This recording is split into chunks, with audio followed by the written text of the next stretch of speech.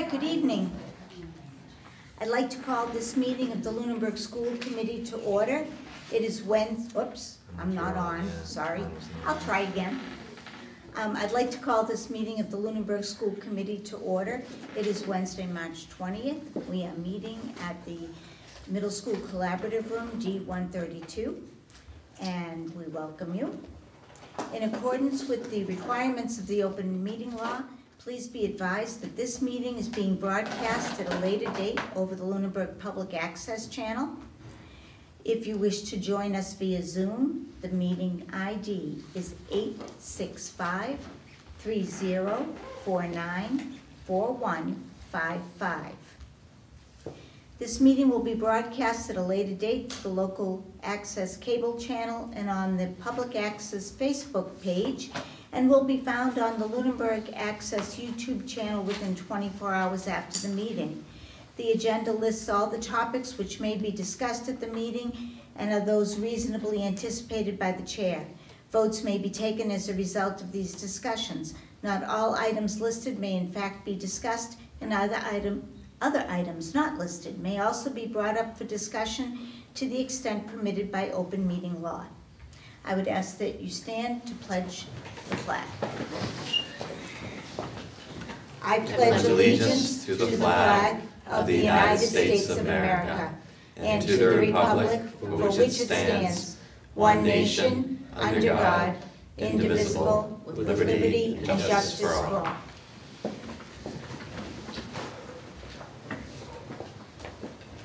All right, our first topic this evening is public comment. The school committee welcomes comments from the public. Comments addressing topics under the scope and authority of the school committee are welcome. Please remember this is public comment, not discussion, and limit your comments to 3 minutes. Each public comment section has a maximum of 10 minutes. However, that can be waived if necessary. Comments about individual students are prohibited by state and federal law. So if there are public comments, I would ask anyone to step forward. Please remember that as part of the public hearing, you will be able to comment as well. Seeing no, oh, we do see public comment, okay.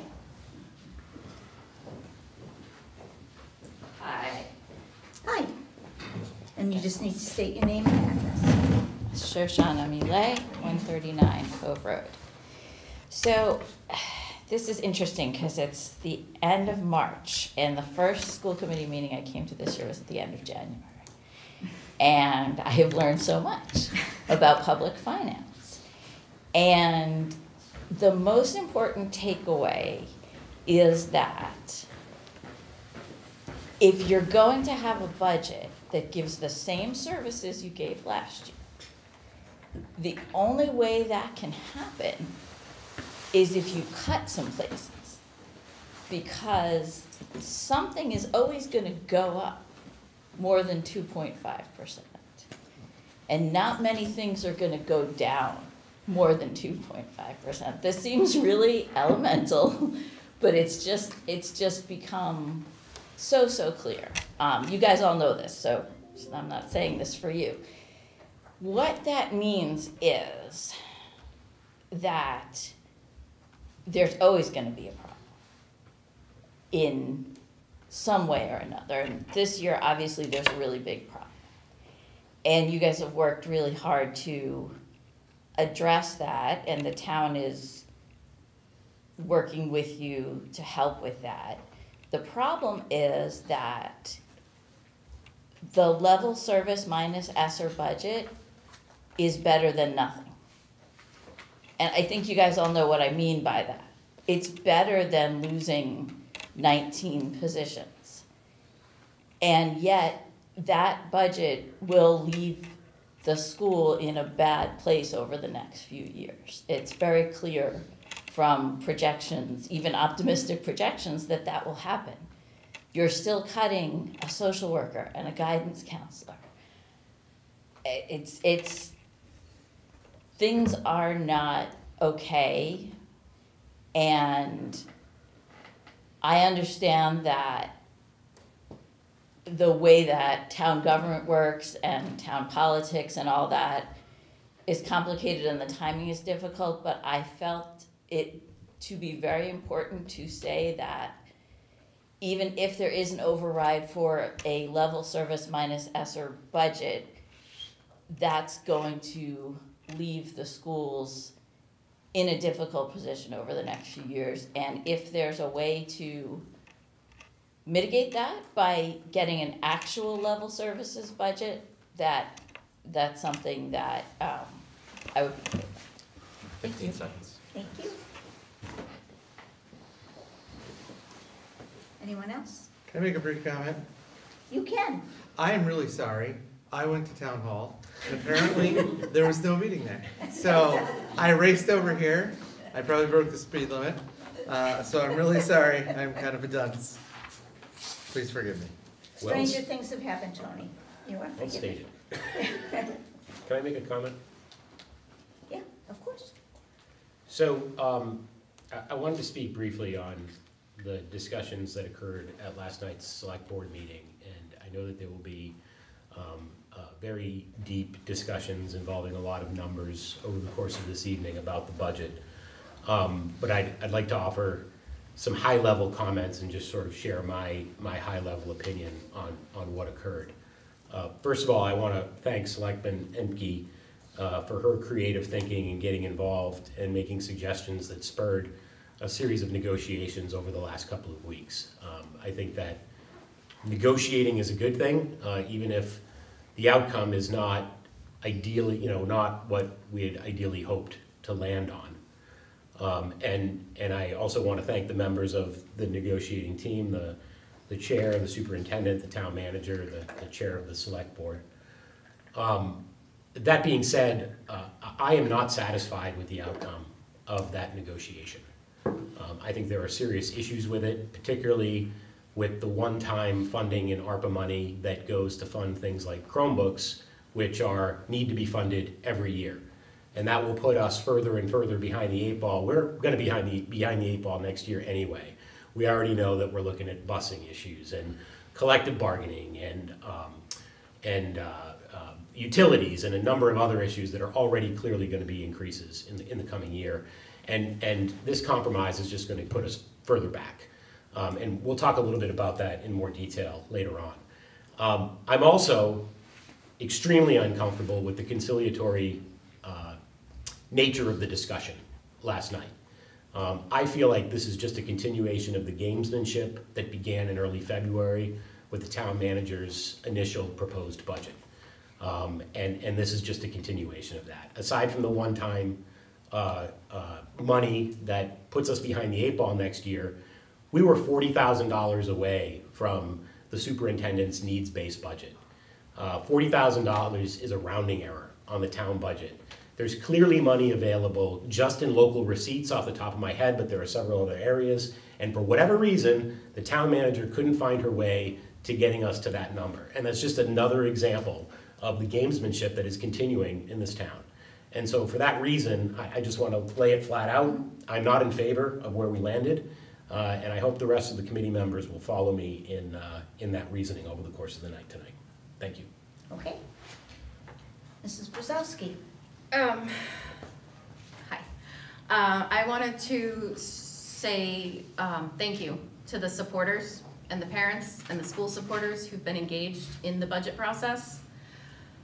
One of the key indicators in a student's success in school is parental involvement, and I truly believe one of the keys to a district's success is the same thing. Passionate, caring parents who want the best for their children, and passionate, caring citizens who want the best for their community. So through your questions and examinations and your suggestions and your engagement in the process, you've helped immensely. Through your activism, your many emails, your public comments, the many hours of meetings, your hard work, you've helped. The original budget the town manager gave us was a paltry 2.94%, and we were told not to expect any more. I truly believe that the public engagement in the process, you guys, is what led us to the higher budget. It's not ideal. It's still less than our bare minimum budget, but the cuts are less deep, and the students will face a less dire situation next year, regardless of the results of the override, if the override fails, because of the public outcry over the meager, inadequate budget we were given. But we're not done yet, and I'm gonna say this every meeting from now until then. We need you to go to town meeting. Saturday, May 4th, 9 a.m. It's gonna last a few hours, so call a babysitter, call your grandparents, call in reinforcements, because we need you to show up that day and vote. We should have babysitting available as well. I'm working on it. Okay.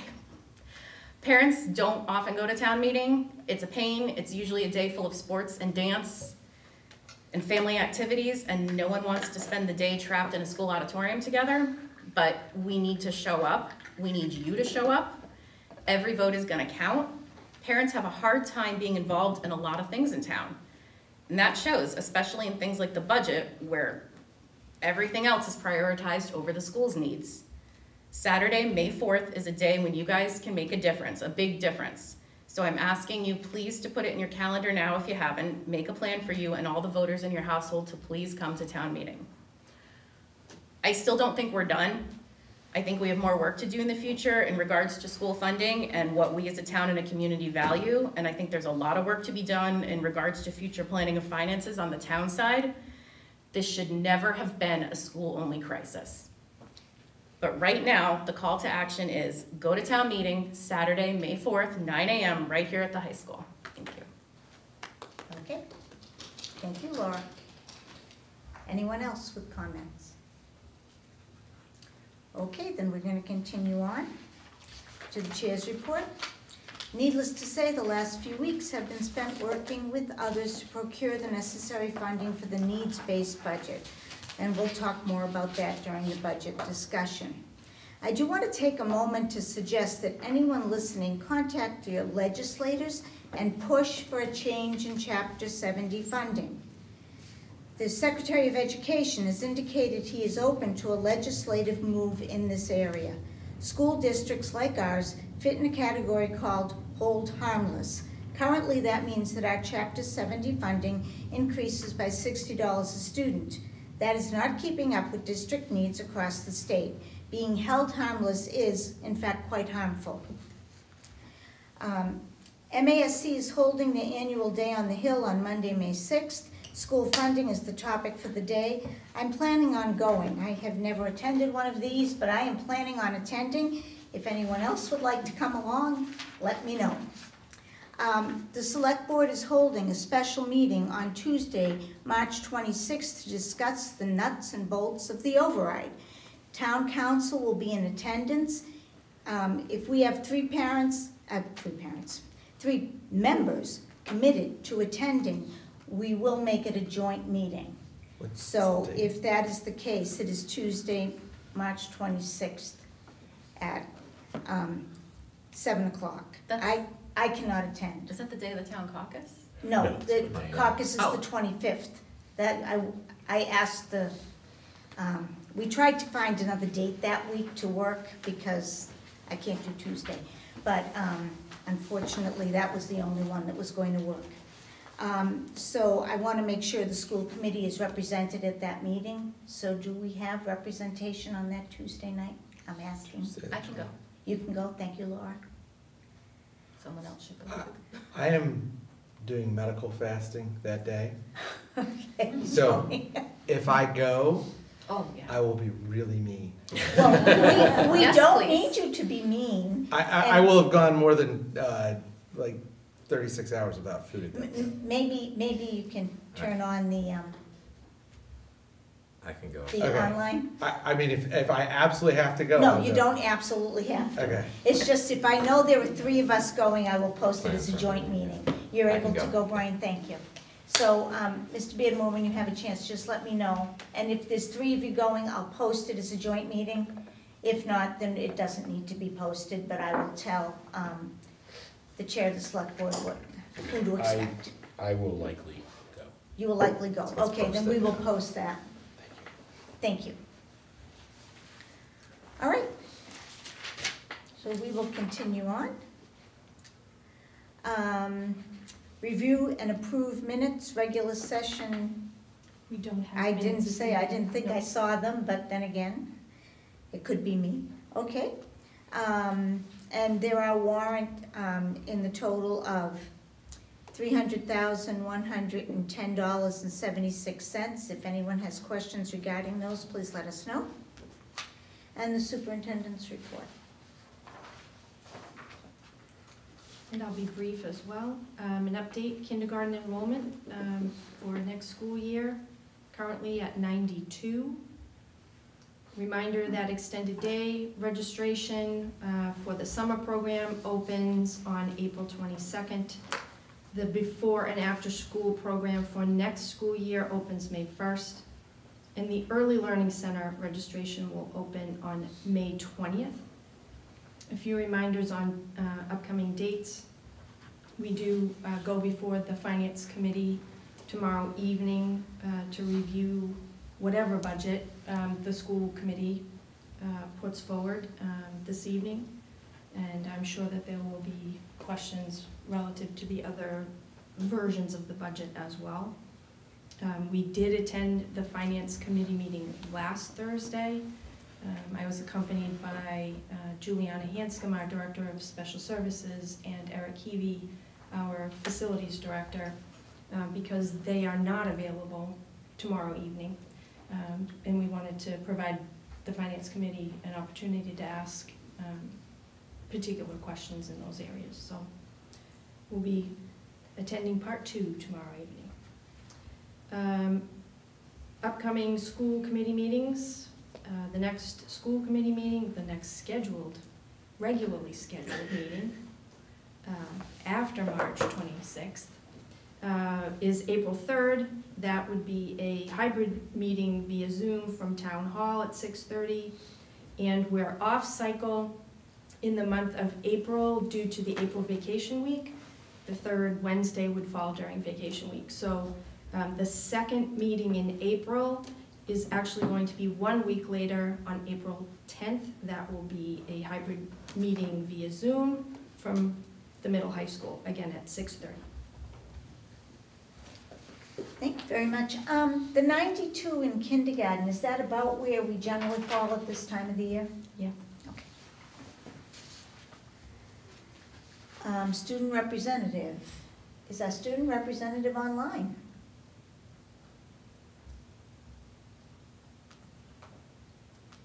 I don't think so.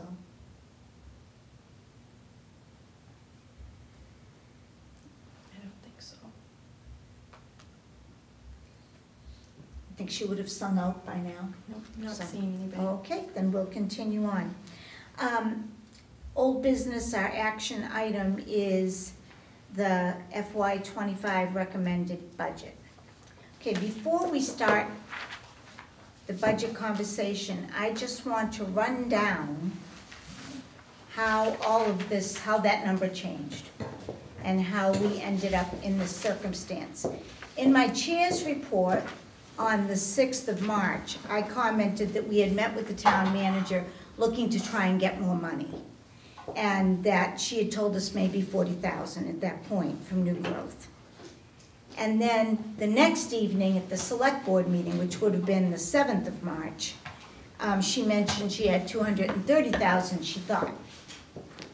So, and that evening also, the select board had said they would put the override on the ballot. Then, we met again with the with the chair of the select board and with the town manager, and tried to find additional funds. Now, the reason for doing this is a 2.97 budget is totally devastating.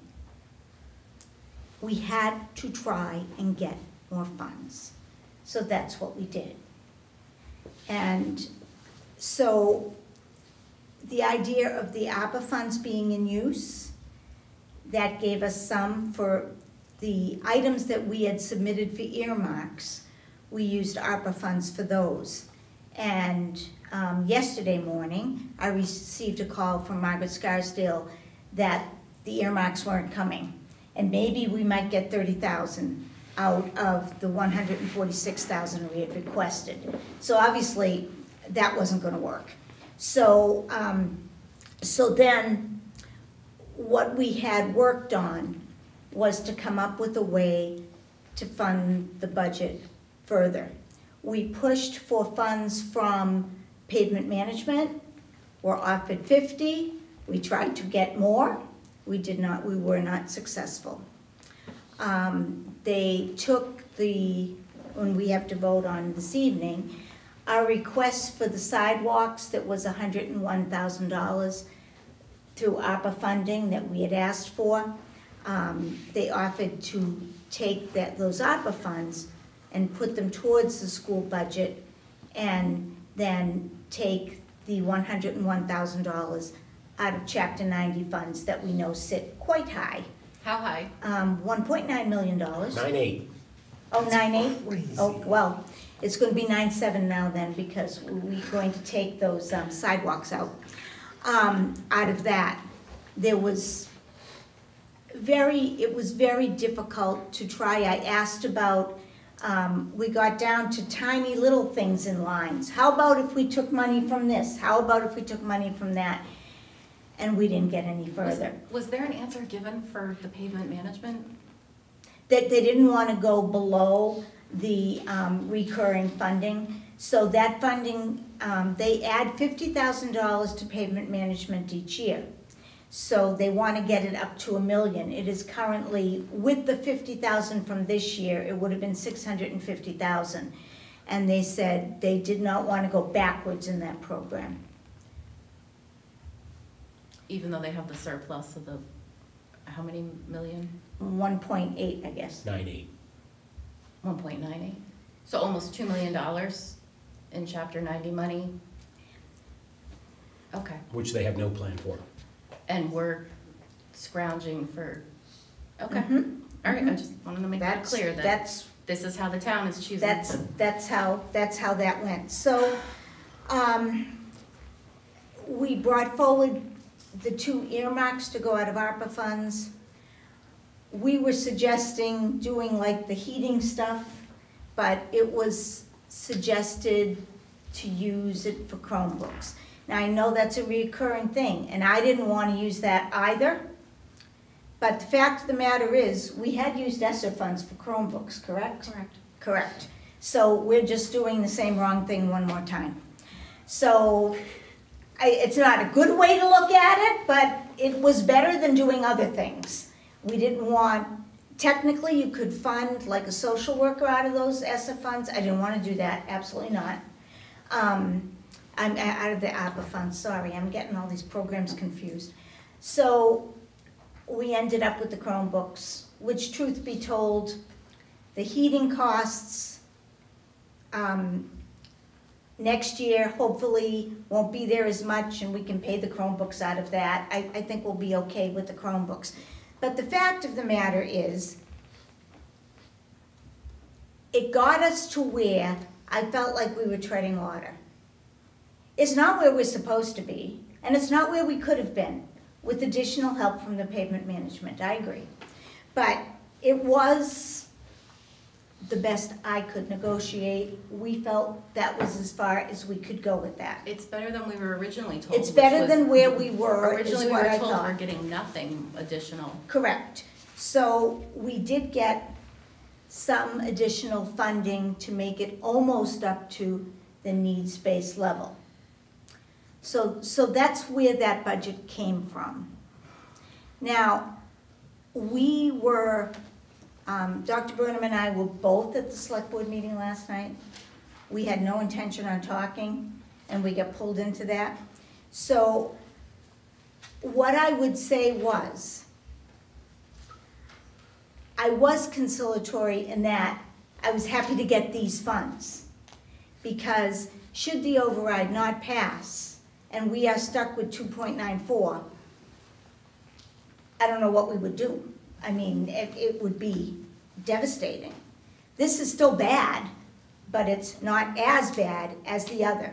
And I did not make that point strongly enough last night. I will make that point at FinCom, and I will send something to the select board to make that point. That this is not wonderful, but this is better than where we were before. So, now that I have said my piece, yes. So in total, how much additional funding did you and Dr. Burnham secure? Like, what's the dollar? All amount? but 64,000. Of the bare Of the minimum. 572,000. And this is out of the 5 point whatever budget, that one? Out of the 5.4 budget, The needs-based bare minimum. she has the numbers. So we secured 221,640 in ARPA money. But I'm not gonna be able to do the adding. Do you know what the total is, or have you not added up? I haven't added up all Okay, the I got different it, totals. I'll do the Well, adding while we're talking about I stuff. think you've got Actually, it. we can go to You've got it from the bottom there. comparison slide. Yeah, it's there.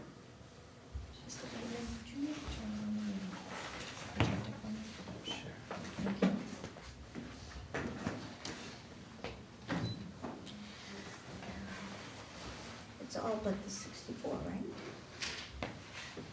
So it is all but 64,814 out of the, oh, that number isn't there, 500 and something.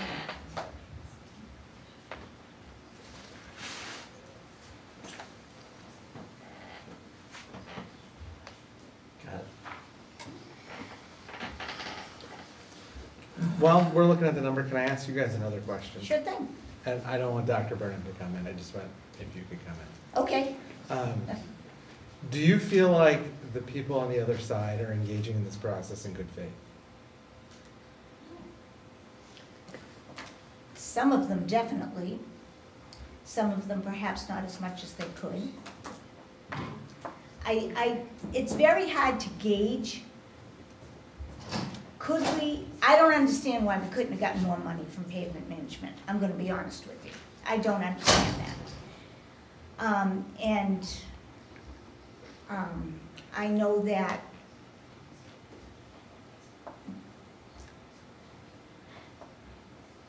So I don't know how to go about it. maybe instead of answering that question, here's my concern. We were told this is the final drop dead number. Then we were given more money. Yes, And then we had a very wise and creative benefactor yes, who helped us out. yes, Then we got a little bit more money. yes. And it seems like we keep getting more and more money after we've been told this is it. And the only thing that does is it breeds uncertainty.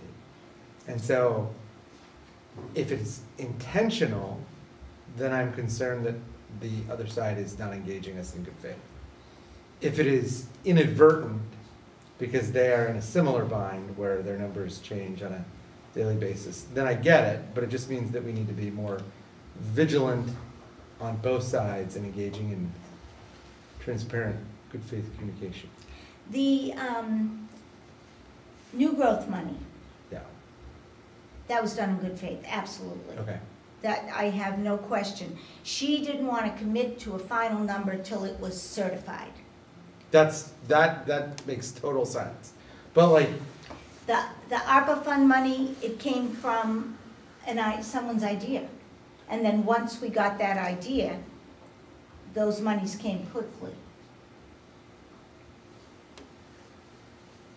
Yes, Mr. Leighton. I think trying to view it from the town manager's side, I sense that she had her preliminary budget early on, then saw our needs-based budget, saw how far we are, and tried to find ways. And it's that whole idea that it's a budget season, it's a long period of time where you're looking at numbers coming in, whether it's insurance or heating and electrical and stuff like that. As the numbers come in, there's adjustments. There's adjustments to the cherry sheets, and I think as more numbers come in, we're better, that they can find ways to find money, especially when we were so far apart. And I wasn't surprised throughout the process that they kept trying to find more money because it was so far apart. I think that what you just said is probably accurate if you looked at this from the second week of February until now. And you just looked at it with blinders on to what happened before the second week of February. And the reality is that a 2.94% budget came out that drastically cut the schools and increased multiple other Everybody else. departments. There were good cases to be made that there are needs across the board. The town has not come to terms with its financial reality, and the chairman of the select board and the town manager opted to make admittedly small adjustments on the town side at the expense of the schools. That's what happened. There's virtually no interpretation there. That is literally what happened. In the months preceding that, now we have a pavement management program. The pavement management program, as the chair has described, we are on a path to add $50,000 per year up to $1 million. And I took the time the last couple of weeks to go back and look at town reports over the last 10 years.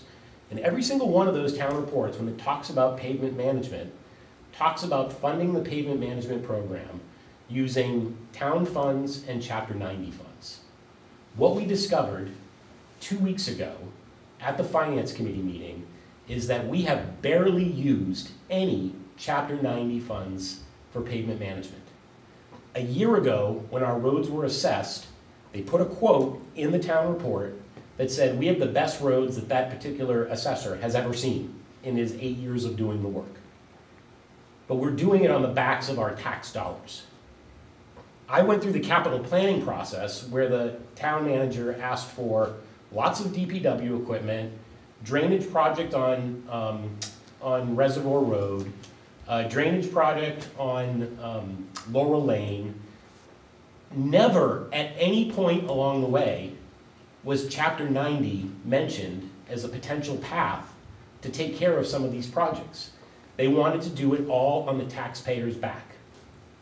And then, lo and behold, I don't know if the DPW director said the quiet part out loud 2 weeks ago or what happened, but we saw the number of $1.98 million.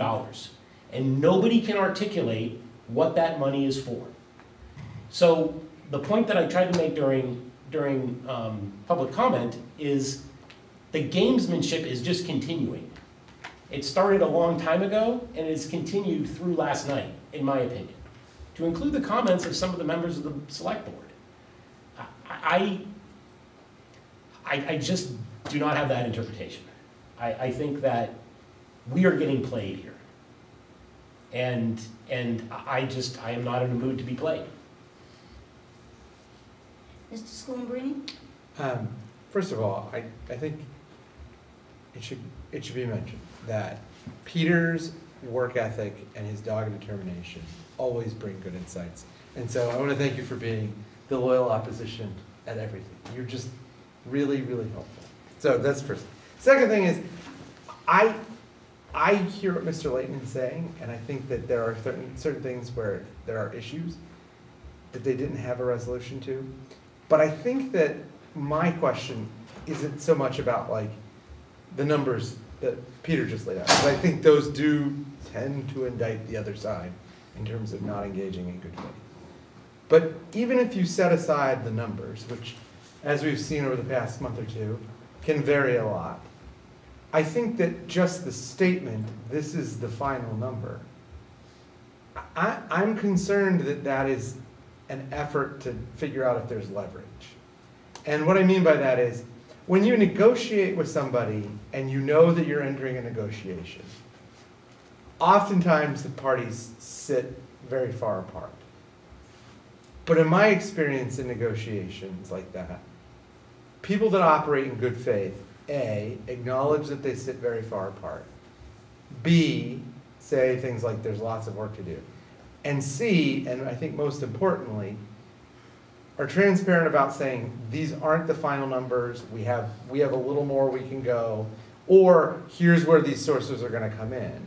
And maybe I should not assume that people say what they mean, but I don't see how we can look at this any other way, that when people say this is the final number, and we have gotten, by your own account, like 5 or 6 different iterations of new final numbers, at some point we got to say, like, this is not good faith negotiation.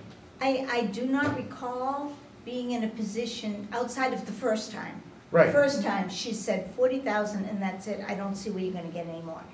But after that, there was more of a, let's see what, even last night.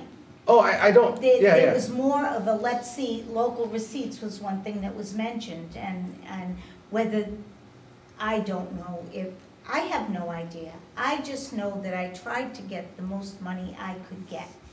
And when we got to a point where it seemed like there was no place else we were going, then we were done. I don't think that, like, I don't have any disputes with how hard you guys have worked and what you've done. My concern is that if the first statement is, this is the final number, we're done. No, that That's- was not the first statement, except the first time. Right, that's what I'm saying, like, don't say that the first But after that, it was time. not. Well, that means that maybe a position of leverage that they thought they had, they did not have. They didn't, after she got more, she got certified the new growth money, and then the next time I called her, we had heard what the DPW had said about the 1.9 million. And that's when we started, and we had found out that perhaps the idea about the ARPA funds came up, and that's when we got the rest of it. So that could have been where the leverage came from. I'm just concerned that we're gonna get stuck. And Well, that we are stuck. We're gonna be Well, back here next We're year. way behind the eight ball for Well, next we're year. stuck. Next year, we're gonna be back here again Well, I don't disagree with with a that. select board that doesn't prioritize the school, the I don't think education you of the can kids in say the school. all of the I select. don't Not think all that's of them, I'm sorry. And Renee has been fantastic, especially with the idea about the ARPA money. That was, But there is no absolutely ARPA money fantastic. next year. no, so the ARPA money is gonna be gone next year. will be gone. So, And we're gonna be behind the eight ball because we moved a lot of these costs off the budget onto a one-time cost, but they're. well, the only thing moved off the budget onto a one-time is some of the Chromebooks. Because the other two things are in fact one-time expenses. You don't have to do the 911 twice. We're 911 enhanced or we're not. Well, Once that's done, it's done. I respectfully disagree. We run over $100 million in facilities and grounds right now. Uh-huh. There's gonna be, it's not gonna be called an E911. Well, there's Or it's gonna not be gonna be another called a project. network security upgrade, but when you run $100+ million in facilities and grounds, you are going to have one-time expenses in six-figure numbers on a year-to-year basis. And without having a budget basis to move from and the budget flexibility to deal with these costs, particularly when you don't have the luxury of being able to project them into the next year's budget, but you have to deal with them immediately, you're stuck. And those will affect the education of kids in real time when those expenses come around if we have to make adjustments mid-year. We are in a position here where we are stuck. We have no room to move. Your point is well taken. And there will undoubtedly be other one-time expenses. And the only options we have is the best we can do with our budget, get that as far as we can for the town meeting floor, and then to hope that the override passes. That is what we've got right now. Is the $50,000 an increase in pavement management? Yes, So it's not the total pavement? no, it's an Okay. increase. It's just the increase? It's an increase. So they're not dipping into the 1.98? That's different. Yeah. They can't. Okay. That one point, they can use that to fix the roads next year instead of the $650,000 that sits there in the budget. They could move that $650,000 for pavement management and take that out of the 1.9 So that's an million. option available to But them? we can't take the 1.9 million. No, we That can't is take the very 1.9. prescriptive. The one But point, and by the way, it is an option for them not to take the to not take the $650,000 out of tax money I and to believe take so. that out of the I've heard some $1.98 people million tell me, dollars. some people have told me that it's only $50,000, but I think most no, people say the it's number is, 650. the number is 600,000. Yeah, yeah. And I believe it's going from 550 to 600, or now back to 550. I vaguely recall, but It's in that neck of the woods. It's 550 to 600 or 600 to 650. I don't recall specifically. To be clear, Chapter 90 is not money that we hold. Right, It is state money that is It's a credit to reimbursed. Lunenburg that is reimbursable for Mhm. projects, right? Right. So, but there's we have the financial flexibility to fund our pavement management program and get those reimbursements without committing additional dollars to pavement management. Now, I'm not suggesting that we completely raid that No, fund. no, I I am didn't using either. I am using it to illustrate a lack of good faith in how the numbers have been presented and the negotiating that has occurred to date. I just don't believe that we have approached this with all of the numbers on the table. And I think that there is, I mean, look, this isn't the only thing, right? The chairman of the select board has portrayed the increase in the new lieutenant position in the police department as a paid-for position. It's not paid for. Half of it is paid for. We're adding hours to a librarian as a retention measure, trying to make a case around supervision of kids. We're adding we are adding to other areas, I know. and we are cutting drastically from the schools. There is room to be made in that budget, and I think, what we should do tonight is we should pass the needs-based budget as it was presented a couple of weeks ago, and we should either go back and renegotiate, or we should go to town meeting, and we should offer amendments on the floor at town meeting. And the finance committee, I'm sure, would be very interested to hear, and may have some creative ideas as well, in terms of how we might be able to go about this. And as far as the override goes, and I with all due respect to the public commenter earlier tonight, I think that the override number is the delta between those two, the level services minus ESSER and the needs-based I would budget. agree. And I think that both of those numbers are very defendable. I would agree with that. I would also agree that if we want any chance of this override passing, we don't play games on the town meeting floor. I think we approve this budget, is my thought, this is my thought, and I'm just one person, is we approve this budget, and then that avoids a problem on the town meeting floor. And then there will be more room for discussion about the override. If we fight for this, then I'm afraid what people are going to say is they got their $64,000 that bridged the difference by taking whatever from whoever. They got what they need, we're not going for an override. And I don't want to do that. With all due respect, it's not $64,000. It's substantially more than that. It's Okay, the what is delta it? between 23.8 and 24.1. It's about $300,000 when you put the ARPA money together with the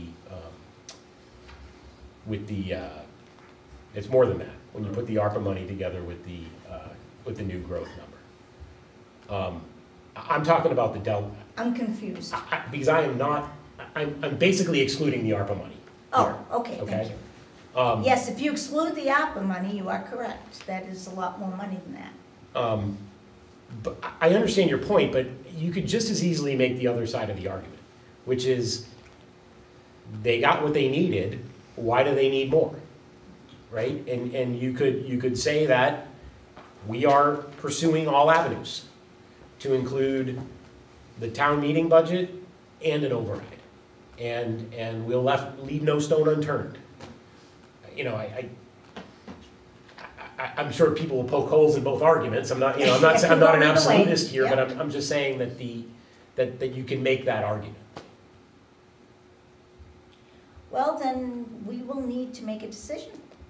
So what I'm thinking we should probably do is to go through Dr. Burnham's presentation of what is included in this budget. And then we decide, are we going to take the budget as presented this evening?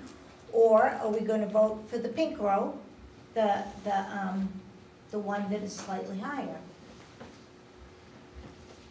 Yeah, Brian? Just a point of order, does it make sense Please. to have the budget hearing first and then an action on the FY25 recommended budget? Of what we're gonna recommend? So I think typically what we've done in the past is I'll go through an update on the slides. Right. then we've opened the budget hearing, closed the budget hearing, And then there's then we would- deliberation with the board, Yes. and then And there's a then we would vote. vote. Okay, just looking at the agenda, it seemed like the recommended budget action was first before the hearing. No, we'll do the hearing after we hear the presentation on this budget. Okay.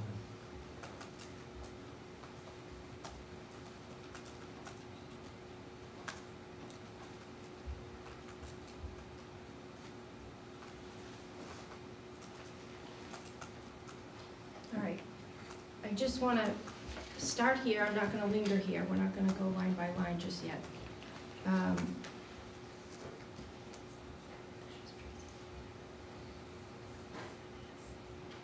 But this is the, what I've been calling the rainbow spreadsheet. Yeah. It is posted on the district webpage, and it has the town manager's original 2.94 budget still.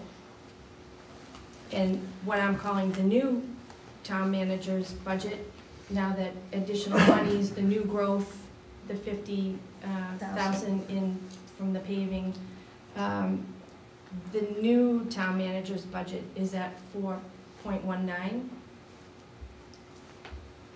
And then we still have the needs-based budget and the ESSER budget in this document as well.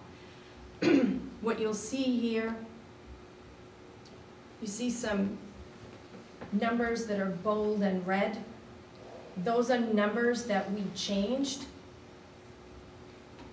from the needs-based budget to make all of this work. A couple of things in the last month. We had 2 unfilled positions with now hires pending. So the green budget reflects the salary that those 2 potential new hires would be making. There are a couple of other places where some adjustments are made. There was an adjustment made to health insurance because we, again, monthly have to update the enrollment. So the green budget reflects the most updated information relative to the health insurance enrollment. But, you know, you'll see there are a lot of lines that we shaved money off. Some of the lines are reduced because the 911 money came out and it will be funded through ARPA. The security upgrades for the network came off one of these lines. We reduced one of the lines for the monies that will sort of offset the purchase of Chromebooks. So some of those lines reflect things coming out that will still be paid. Paid. We did receive a couple of questions relative to salary comparisons, and there was one form of the budget that we had reflected the guidance counselor split that will end up with a 50-50 split high school, middle school.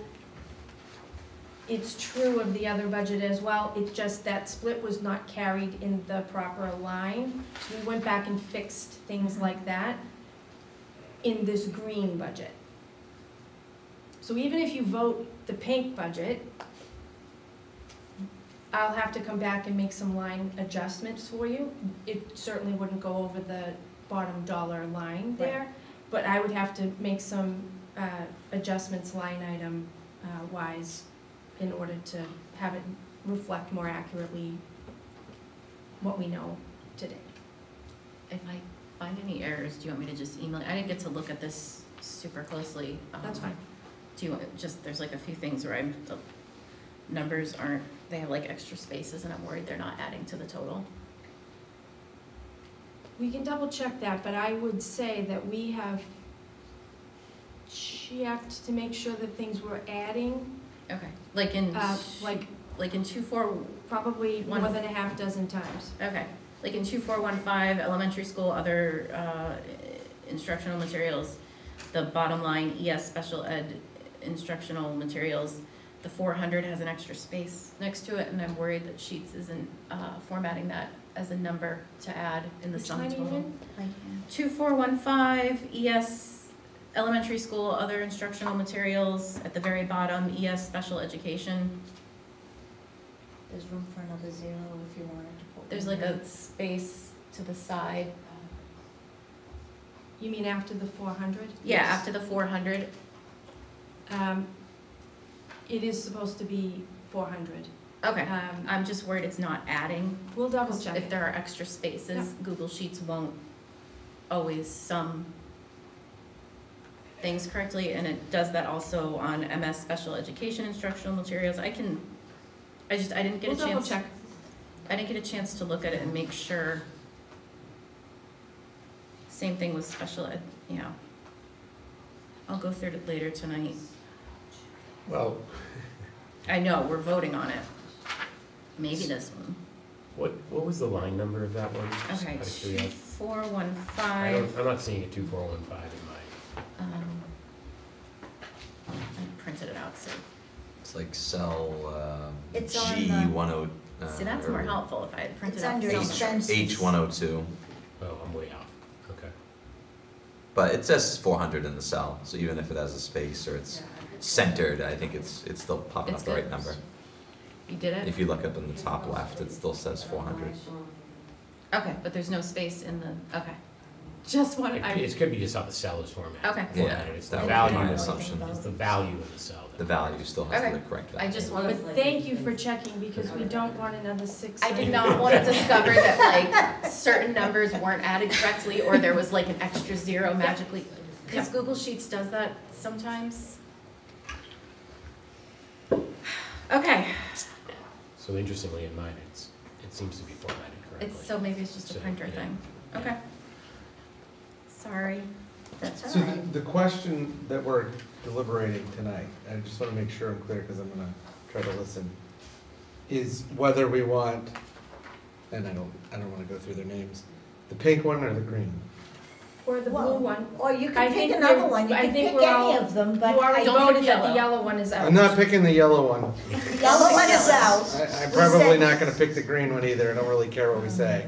I guess it's really, I mean, unless somebody can make a really compelling case, we should shoot ourselves in the foot. So let's talk through a scenario here, given the adjustments that you just outlined are needed, Dr. Byrne. Yep. Our charge is to pass a budget, which then you have to bring to the finance committee tomorrow, which will then need to be defended on town meeting floor.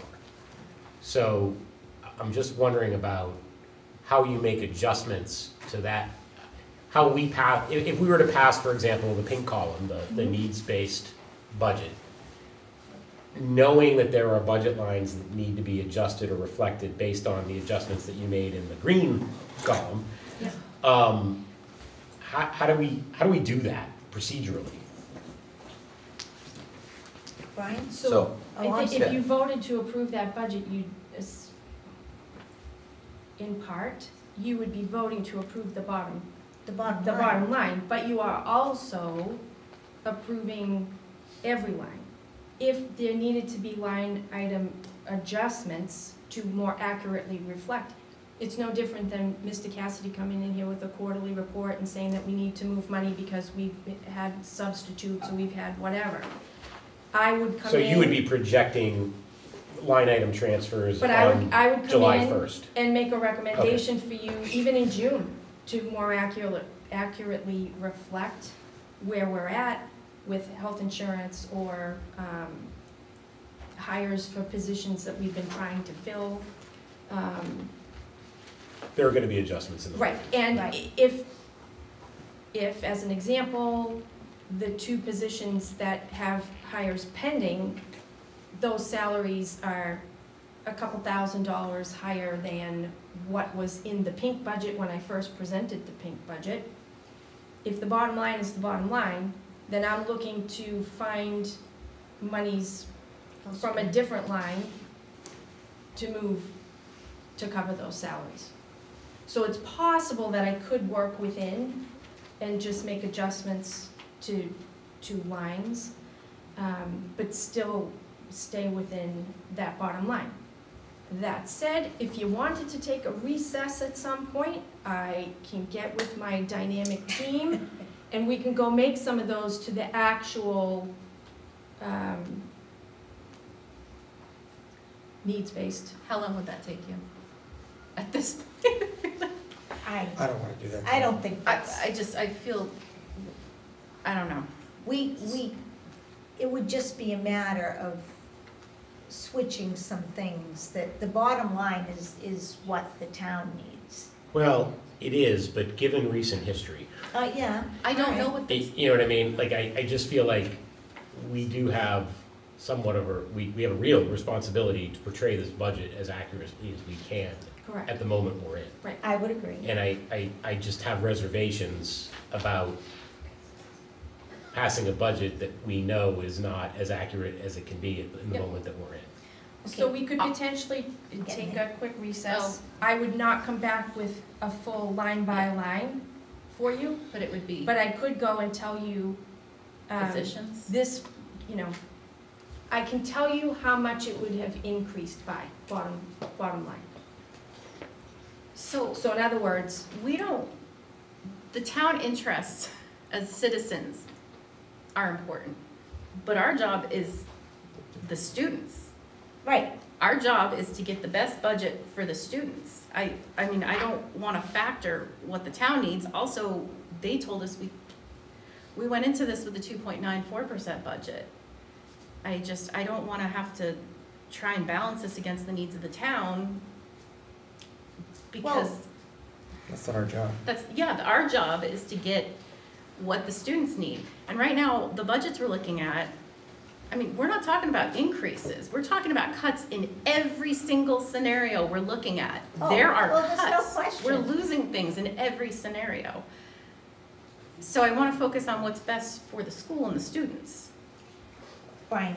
Yeah, so, correct me if I'm wrong, but I was under the assumption that whether we pass the 5.44% increase or the 8.62% increase, that the town manager can still go to the town meeting with the 4.19% budget. Yes. What we present put is that kind of irrelevant to town. what she puts in the Yeah, omnibus. she's gonna That was put my in the point. omnibus- Yeah. Omnibus budget, what she wants to, thank you for pulling us back to that.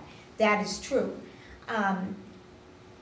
That being said, if we vote for something that isn't what she puts in the budget, then at town meeting, what we would have to do is present why we don't think that's the right budget. None of these budgets are right, I mean, really, when you get right down to it. I mean, kids need stuff that we're not providing.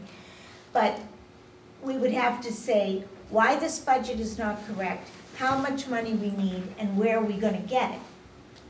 Because it has to be a balanced budget. Well, I think that's And what she's then- gonna do, is present the 4.19 as the balanced budget. And then what happens is, if we were to say, okay, we need, in order, as best I can tell, we need $64,000 to go from the green to the pink. Now, if you don't want to use that ARPA money, which they have offered to give us to use, if you don't want to do that, which was Peter's thought, that then becomes $285,000 that we would need. And if you theoretically go to town meeting and you say, we wish to take $285 from, and I'm just gonna pick on it because that's the only place I could think of that would have that much money, from pavement management, and put it into our budget, but we'll give you back your ARPA funds. If that is what you wanted to do, you would have to do that on the town meeting floor, and then that would have to be approved.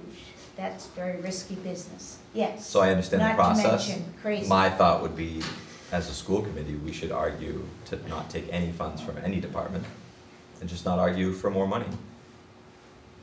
If that's the case, and then there's the override option, So, but not to steal from other departments. Yeah, I'm not keen on stealing from other departments, but this DPW money is really kind of crazy. Yes, I am trying to figure out what the best thing to do is, and it sounds like, from what you're saying, that, and tell me if I'm wrong, we should pass either the pink or the green and keep our powder dry to argue in favor of the override, so that we have as little squabbling on town floor, on the town meeting floor as possible. That is my opinion. It is just my opinion. But But- you, I mean, Well, you have a lot of institutional knowledge, you're. I have a you're fair amount of teacher. institutional knowledge, there's no question.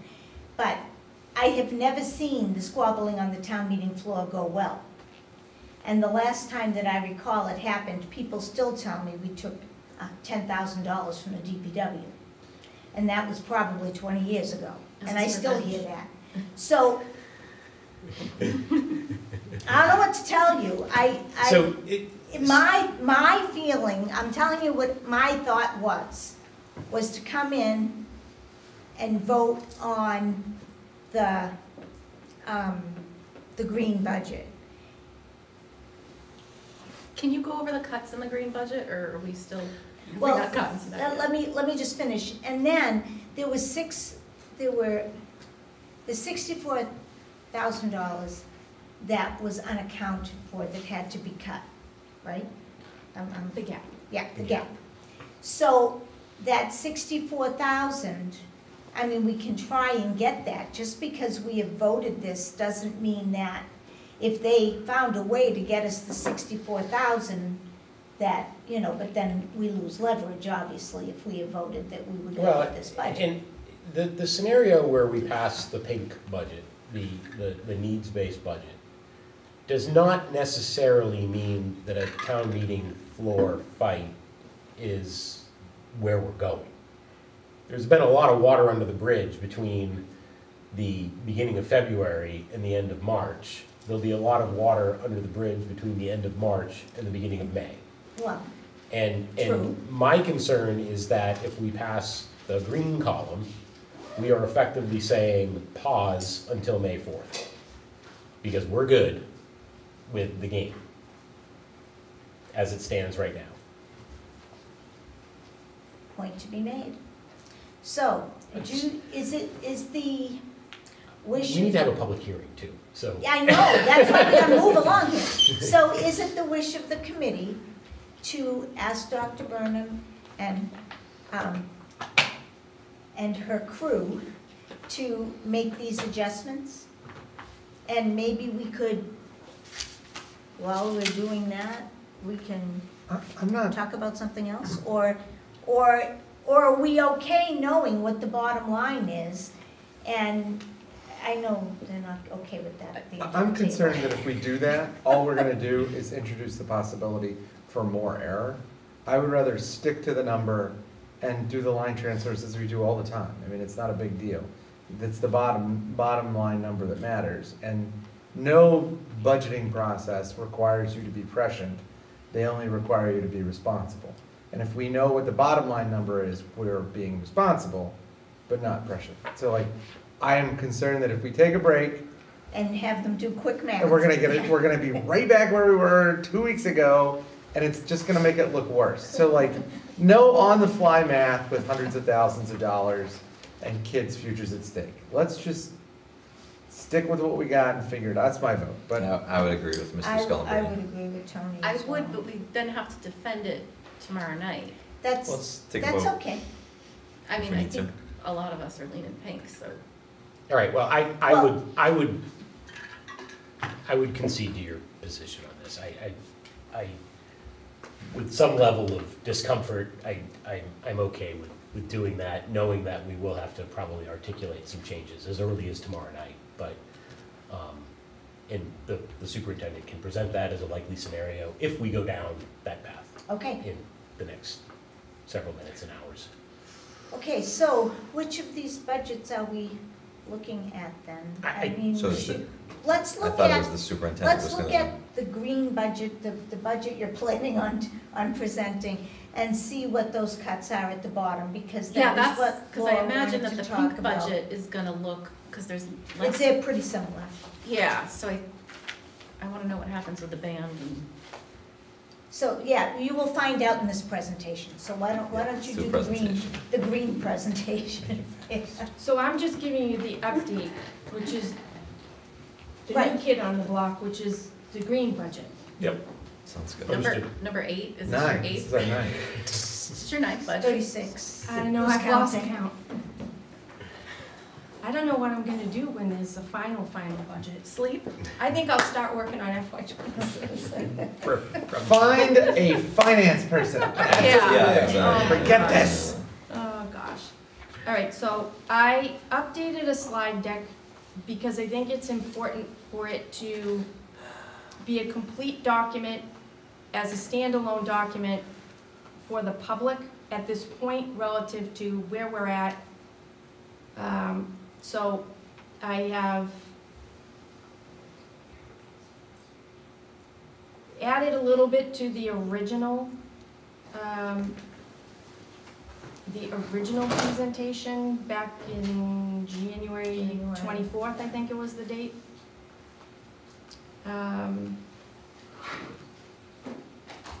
We did have someone ask relative to the athletic programs when we initially had some athletic cuts and there was data, but there wasn't data included in our presentation. So there is now an updated slide that provides some data relative to athletics. So people could understand why we wouldn't cut an athletic director or a trainer because we have so many of our kiddos participating.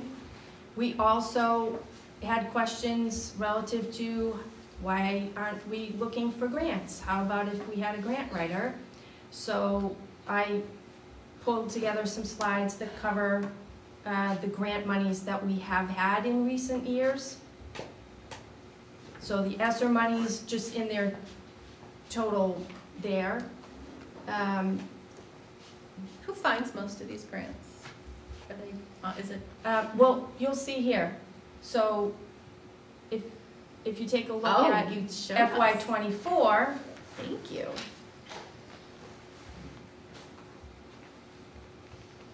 Wow.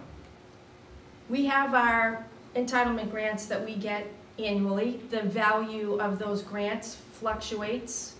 It's formula-based. So as our school population fluctuates, it does impact those entitlement grant numbers. But the state grants, those are competitive. They're not a given. So as you can see there, the last two are tied to our School Link Services program that Mrs. Gillette runs. It's an early education and care grant-funded program, and we pursued an additional grant, kind of coupled with the original family and community grant. But all the rest of the grants on that list are our Director of Teaching and Learning, who sees what the grant is, digs into what the grant allows, determines whether or not it's aligned with work that we are doing and need to do. She writes the grant proposal, she submits the grant proposal. If we're approved, she then manages the grant and does all of the necessary summative paperwork at the end of the year to close out the grant. Dr. Burnham, can I ask you a quick question about the grants? Yep. The grants that we receive basically are more than enough to fund the position for the grant writer, correct? So if you take a look in the very first line, $134,130, that exceeds the director's salary. Okay. The second line exceeds, all by itself, the director's salary. And these involve some component of reporting back Yes. and making sure that we're adhering to the components of the grant. All of the DESE grants, So it's a lot of we work. have to provide summary reports, sometimes data. Is that something that could be done by someone other than a specialist, or someone who needs to be familiar with our programs? So there's a reason why our Director of Special Services writes and executes the grants that have to do with special education.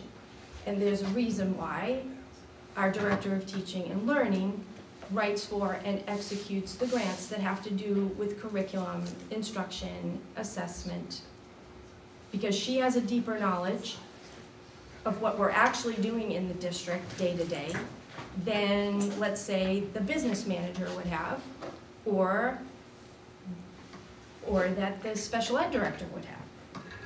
So the notion of having one single grant writer in the district, or if the town were to hire, and we would not be having some grant writers submit all of these.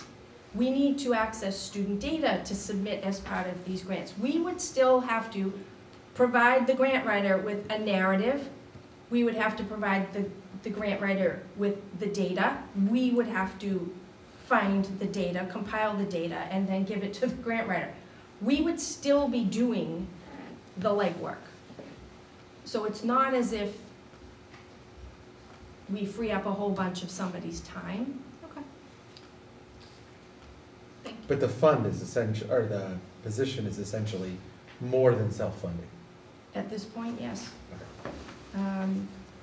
As you can see, even looking back to FY '23, that very first line of that grant exceeds the salary. So does FY '22. FY '21, there weren't as many grants available, and clearly back to FY '20, there were not. Here's the thing, I cannot guarantee that grants will be this plentiful in future years. But I can tell you right now that our Director of Teaching and Learning has brought in multiple times her salary in the last couple of years. But I just wanted to say this because I've always wanted to say this at a public meeting. You miss 100% of the shots you don't take. Wayne Gretzky. Yeah. Okay. All right. So, again, I won't go through all the slides, but I will say that I did make some updated notes here in blue for the benefit of the public. So we're definitely, it's 11 buses. Unless or until I have numbers with transportation forms coming in that squarely, easily put us at 10 buses, I really don't have any more leverage to argue that point. Okay. Because they're basing it off of our total enrollment, because our policy is that everyone can ride the bus. Right.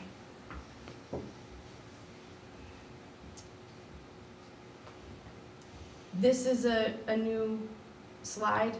The previous slide deck had just listed the ESSER positions that were funded this year. This slide deck tells everyone the positions that we opted to cut as we had to, reduce the ESSER monies. It was not exactly every single position that was currently funded with ESSER. We made choices if there were positions that were currently funded by ESSER that we felt we needed to keep.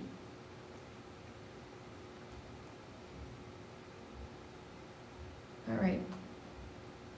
So the town manager's updated revised budget with the 50,000 paving and the new growth money would be a 4.19% increase. The budget includes Chapter 70 funding based on the governor's budget, but also recognizing that there was a loss of that smart growth 40S money. The contractual increases with all of our bargaining groups, this would be salary related, step increases, longevity, degree advancements, the health insurance number with the enrollment updated as of March 15th.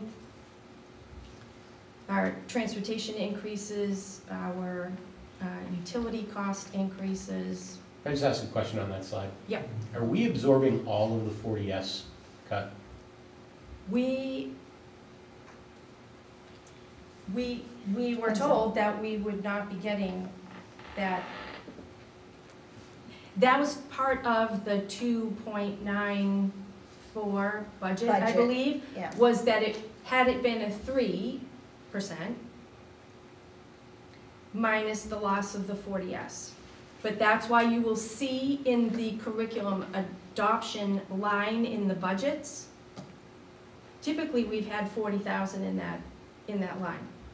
18,000 of it from the 40S, and then the remainder. Okay, but From- 0.7% of the school department budget does not amount to the 300 and some odd, 200 and some odd thousand No, dollars She in didn't know, 40S. no, the town It is absorbing. took that loss for the Okay. most part. All right, well, as they should, given the history on that 11% increase from a Right. few years ago. So, okay, I just was making. Yep. sure. But you'll see that the loss of the 17,000 is reflected in the curriculum Fair, yeah, line in the budget. I just was making 40S, that's a big number. This actually represents a very small portion. The of that. 40S is a very small part of it, yeah. Okay, This budget, the green budget, does not include any of those projects, the 911 compliance, the network upgrades, it's been reduced. There is still money in the line for Chromebook purchase, for replacement for staff Chromebooks at the high school, and it did not cover the full cost of purchase for grade 6 and 9. But the money that we're getting from ARPA has been removed from this budget. So my concern would be that the Chromebooks, especially at the annual expense, are there ways we can research other avenues in the future for these purchases? Alternatives? We can. We can look at potential grants. I'd have to talk to the IT group as to how much of that might be E-rate eligible. Is there possibilities of like refurbishments or getting them from like the graduate, like the 12th grade, the seniors, So we as they do that. graduate? So as the 8th graders turn theirs in, they've only had them for 3 years. Most Chromebooks have a life of about 4. We take them and send them down to Turkey Hill and replace the oldest of the Chromebooks that are down at Turkey Hill. They are in carts, right? Kids aren't issued them as a one-to-one. We're back to, there are devices, and there are enough for all of them because the kids have to take the MCAS test on devices. And that's why total, just,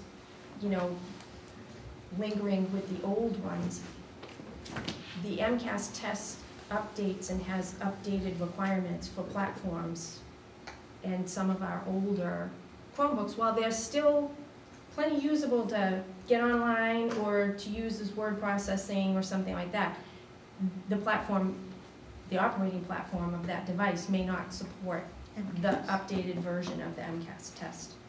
When the state switched from MCAS being paper to computers, did they include money for computers? I know the answer to this. I know the No. answer. I know the answer is no, because that's how it works in the state. It's Yeah. Yes. do this, but we're not gonna give you any money. Right. And as I said, they continue to update the So- test itself, and it has specific requirements to support the test. The device has to have a minimum level of capability. In this green budget, this is very, very important, very important. We level funded or reduced almost all of our expense lines, with the exception of the service contract increases that we knew we were gonna have, utility increases, and the health insurance. Why utilities? If you look at the level service budget, that level service minus ESSER, because the level service and the level service minus ESSER, all of the expense lines were, you know, with the exception of health insurance. The line was at 18.4% increase. In the green budget, the total expense line increase is less than 10. So there's been a lot of cutting there. My greatest concern, we've navigated this year, as I said, there were, our utility lines, our electric line was not projected well, therefore it was slightly under budgeted. When you know that your lines are under budgeted, you have to navigate the year very carefully. And this year, we have had so many unexpected costs that have come up, things that we can't defer.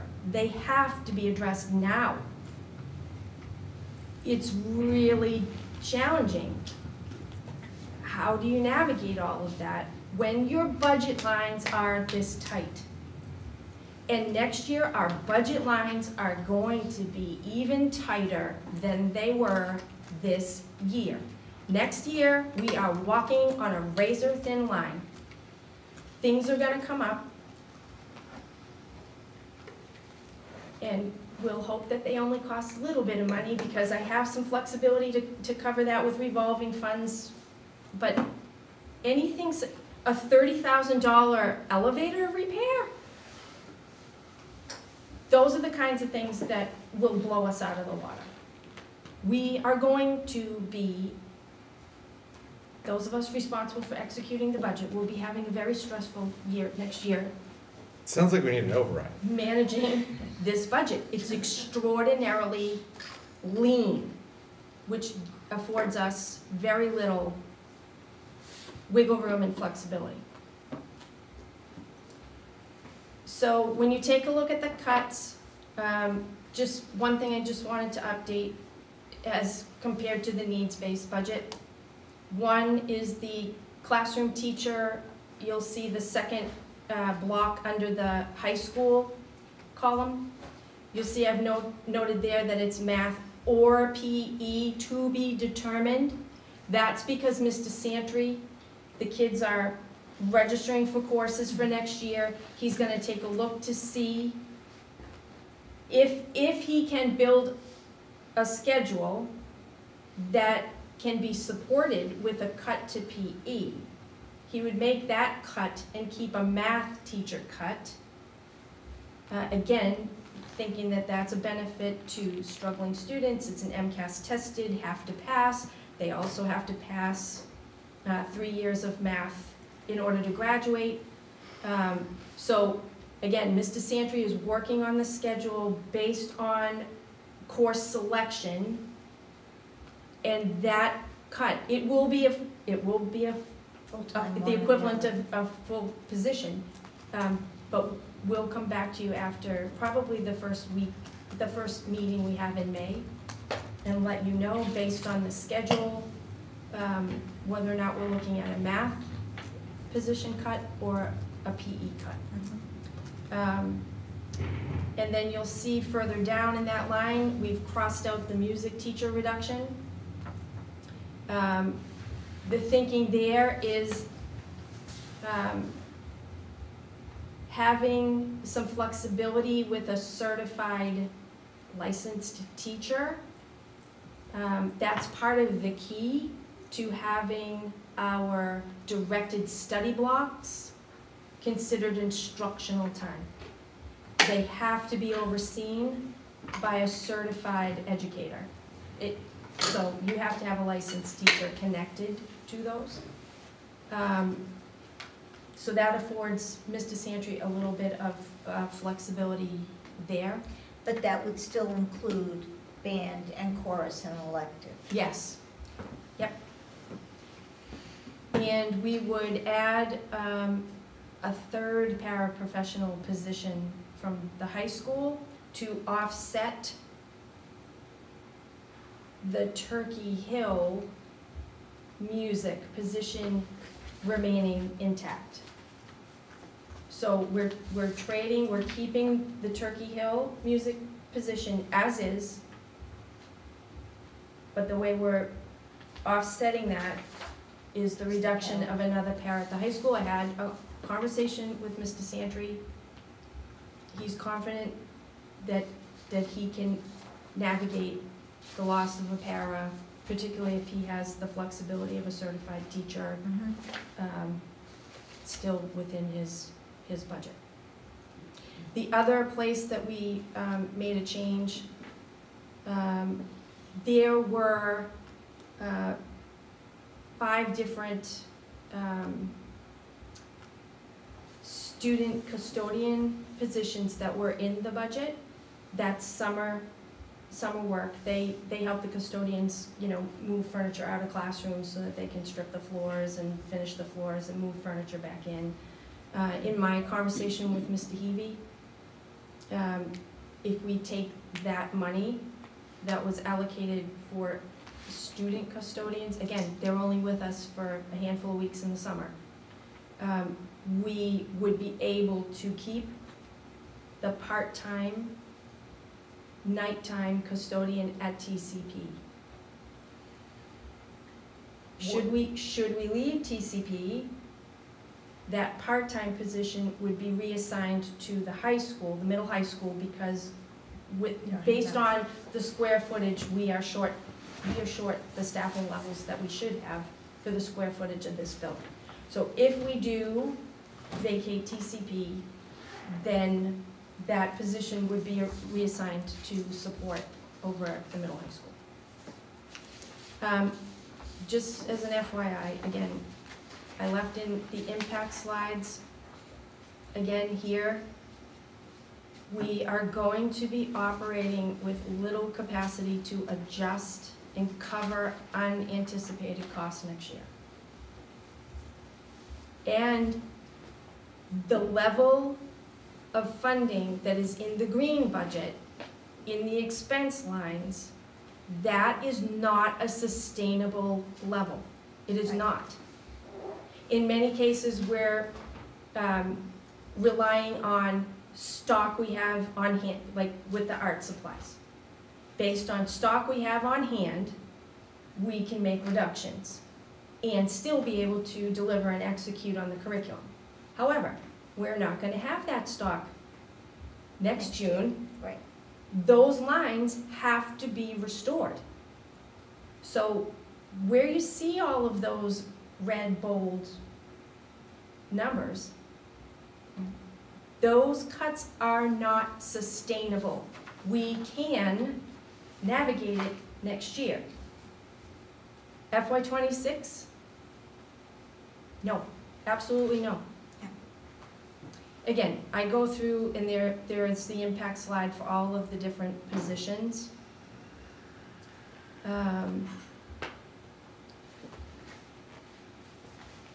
We had already talked about the curriculum and intervention staffing model. Originally, when we were thinking we were going to lose intervention teachers, we were going to look to maintain the 4 tutors and fund them, switch from ESSER funding this year to Title I funding next year. Based on our having to go back and develop this green budget, we squeezed out everything we could out of the title grants, Title I, II, and IV, to put salary offsets to allowable positions. That said, we won't have enough funding to maintain 4 tutors. So we're very happy that we'll be able to keep the 2 intervention teachers, but we are not going to be able to support maintaining 2 tutors in each building. Can you explain what you just said about salary offsets? I didn't follow that. Yep. So As an example, let's say our math instructional coach this year was funded out of ESSER. Right. So in our budget tracking, that person's listed as an employee and their salary is listed, but then there's a line below it that says offset, and then we put in that same value, we reduce Oh, okay. that same So value. I tracked. So it indicates to us that's a person being paid out of a grant, I wasn't, okay, but that's, sorry, a lot of right. lines So and if we- numbers going it's through my a head here. lot.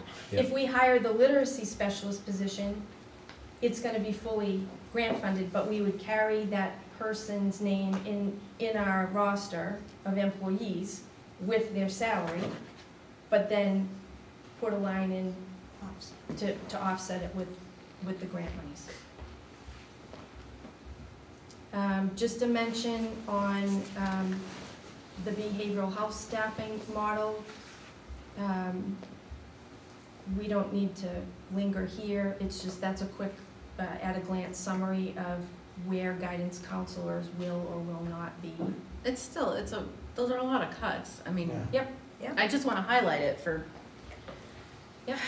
people arguing that we're already getting enough money. We're cutting we're going from one social worker, 2 guidance counselors at the middle school to 1.5. It's just, we're having it at the primary school too. That's difficult. And again, there are just some budget summary slides, and the remainder of our budget timeline. As I said, we went before the finance committee last Thursday. We will be before them again tomorrow evening, and the town meeting is May 4th. I wanted to offer just a strong endorsement for including department heads with the finance committee. I think that what happened last week, I think, was a really good discussion that was, very well informed by having additional expertise in the room and more than a 7-to-1 conversation, but a 7-to-3 conversation. And I think that we should consider that a best practice and do it that way in the future.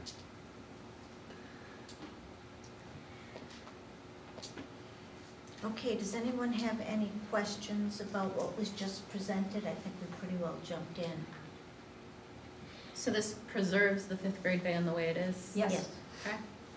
And so does the pink one then, right? Yes. Okay. Yep, and you can see with that rainbow sheet, again, anywhere that there's a red number, you can look at the pink and see that it's been reduced somewhat from the pink. In most cases, not drastically. And you can also see I kept the list of cuts that go with each budget down below. And you can see here, side by side, while the music teacher reduction at Turkey Hill was in the needs-based budget, the pink one, and even if we were to rework lines in the pink budget, we could offset and keep the music position intact as it is currently, with the offset of a paraprofessional. And then the only other difference, like I said, was the student custodian, as opposed to the part-time night custodian at TCP. And it looks like the total FTEs, it looks like we're cutting more. The dollars align, but you're talking about a full-time paraprofessional, a 1.0 versus a reduction of a music teacher by 0.3.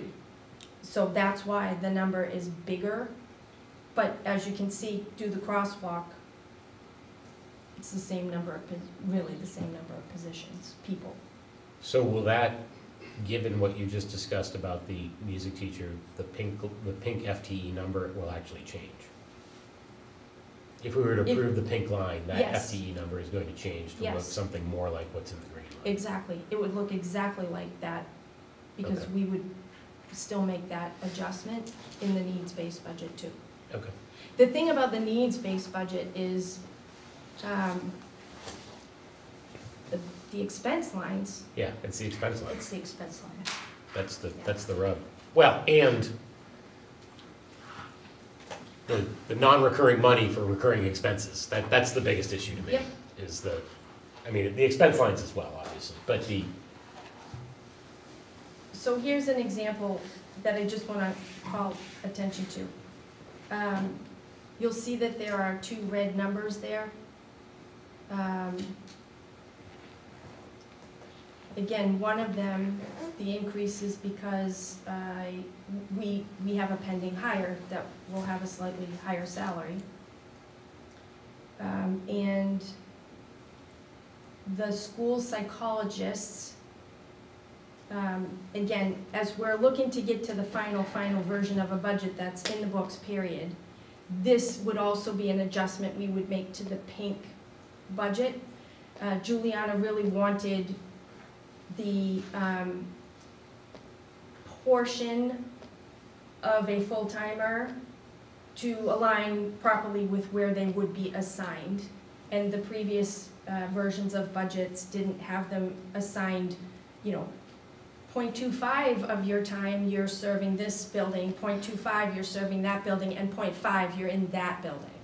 So that's what that number is. It's because we reallocated the portion of the salary to the school that it would truly be attached to. But the only increase here, truly salary-wise, is the pending hire.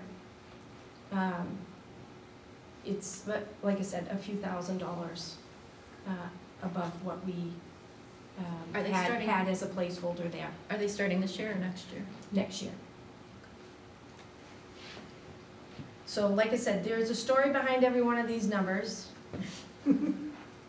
People at home can email me and I can explain the story. I don't want to, spend too much time going through every single line. But we can explain every single line.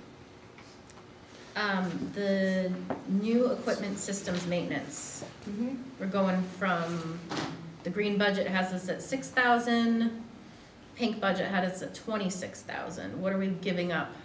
That's the money that I had included for any work related to a move from TCP over to Turkey Hill. Okay. Are we gonna give up the TCP move? Or are we gonna have to find the money somewhere else? we're all gonna use my pickup truck. I'm for it. Sounds good. I want us out of that building so bad. Yeah. So as part of the conversations, and again, things change, but as part of the conversations, the town manager noted that we were trying to budget a cost for the relocation. And at the same time, the town would be losing the revenue that is generated by the rent that we pay for the space that we use at TCP for our early learning center, extended day, and our community school links grant funded program. And that is approximately, I think, 27,000, I think. Or something like that. And we get those funds from, So part of that total, Patty Gillette pays the rent out of the grant, the Early Learning Center grant. And the rent for the other rooms would come from what's brought in, parents paying Right, revolving. for the Early Learning Center program and the Extended Day program. so next year, would we be also, let's consider us in a different building, would we still be getting those incomes? Would the town, the schools, be still getting those incomes? So, part of the thinking, right, there were a lot of moving parts with the contemplation of a move. One, the building condition continues to deteriorate. last month, I had someone come to me with concerns multiple people were having relative to headaches after being in the building a couple hours every day. We checked to make sure it was not a carbon monoxide issue. It's not. We also, in thinking about moving extended day, we're hoping that we would be able to save the cost of a bus. We've been told that at some point, the ACE program and the other programs that run right now that have kiddos attached to them would have to be relocated if the municipal building project got going, because Ritter people would be displaced into the building. We found a way to locate the ACE program in the Turkey Hill building, but not have them wandering through the building with 9-year-olds, sharing a common bathroom with 9 and 10-year-olds. They would have been in the wing down that corridor between the kitchen and the cafeteria, where the old wood shop used to be and where the music room is located behind the stage in the cafeteria. There's a separate bathroom in that corridor, and there's an entrance, there's a door at the end of that corridor, so those students could come and go through that designated entrance, have facilities that they could use without getting into space where the younger students would be. But again, if I move the ACE program, Juliana Hanscom, our Director of Special Services, is the administrator of record for that program with the Department of Ed. Her offices, her 2 secretaries, the files, all of the special ed files in her office, would have to be co-located where the ACE program is. So I would have to move the special ed offices at the very least, if I move the ACE program.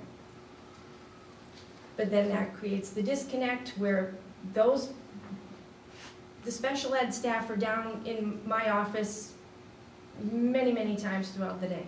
No, it makes sense. Now we would be disconnected. So then we were starting to contemplate, could we move all of the offices down? And again, it was going to depend on, is there enough electricity to support all of those moves?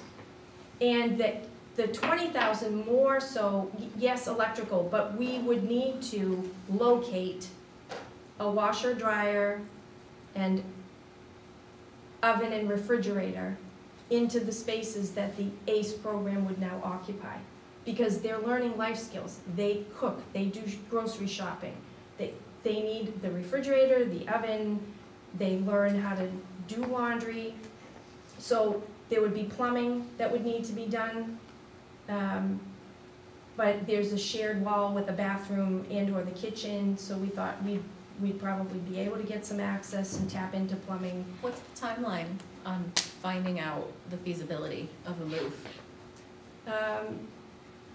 At this point, I'm still waiting on the electricians to come in and really pull the panels apart to see exactly what's tied in and where it's going and what it's supporting. And then if that can support it, then we would have to have a plumbing assessment to see, how we might be able to get a washer dryer into that area. But I think the conversation with the town manager was, it's a double whammy, because it's gonna cost us money in the budget to make that move, and there's gonna be lost revenue if we make that move.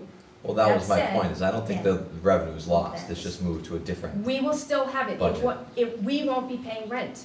Yeah, that's, we'll be paying rent to ourselves, the money's gonna go So to the the town, money would still, stay it goes to in the that schools. self-sustaining revolving account, and one of the benefits that we foresaw with that available money, we have to come in and make adjustments to the unaffiliated salary schedule this spring. and knowing the challenge that we have had securing staffing, and knowing that the staff who work those programs could actually make more money if they went down to John Fitch Highway and worked at McDonald's or Dunkin' Donuts. So we thought, if we're not paying rent and we have those monies, we could come in with a more substantial adjustment to the hourly rates that the staff are paid, because we would have money in that account if we weren't paying rent. So if we put a pause on the move,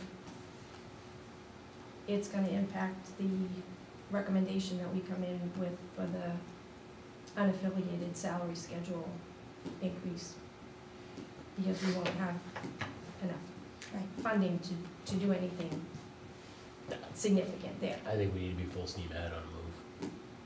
I think financially it's what we need to do. I wanna get out of that building. It's better for our employees, it's better for the kids. Well, one of the challenges that we've had in recent years, I would say more noticeably in the last year, there's an awful lot of use of the gymnasium all day That long. makes me nervous. Pickleball has become like the hottest thing, and almost any day or hour of the day, you can hear the pop of the paddle on the ball coming from the gym. So there are a lot of people into the gym, but they don't stay in the gym. They come into the corridor to use the facilities, and there's nobody out in the corridor controlling where people can go throughout the building. There's just a lot more use of the building, and it presents a security challenge, Yeah. right? Especially during the parts of the day that we have kids in the building. So it's great for the community that there's so much going on, right? It's an awesome thing, but it presents some So let's leave. managerial I challenges. think there's a for us. consensus So, on the committee yeah, that as we soon are, as you if get the there's room in electrical the back. schools, that we are available We'd to like to move. move I that. would like us to go to the budget hearing though tonight. Yes, yes. Good Okay, call. yeah, budget hearing. Oh, do you have more batteries? Yep. Okay, so, Mike back. you No, don't that's pass just that what I down. took around. All right, so then, Maybe I'll take some. what I think we'll do is we'll head to the budget hearing. What we have to do is we have to just state that we are entering the budget hearing, and when we do that, anybody from the community can ask questions about the budget. And I think we'll be rather loose in saying that you don't have to stick to any particular color, but chances are we're talking about green or pink. We've already said we don't want yellow. So I would suggest that. But other than that, any, I guess I would also say that people could talk about blue as well. oh yes, yeah, they could. The only one we have said we're not going to is yellow. So,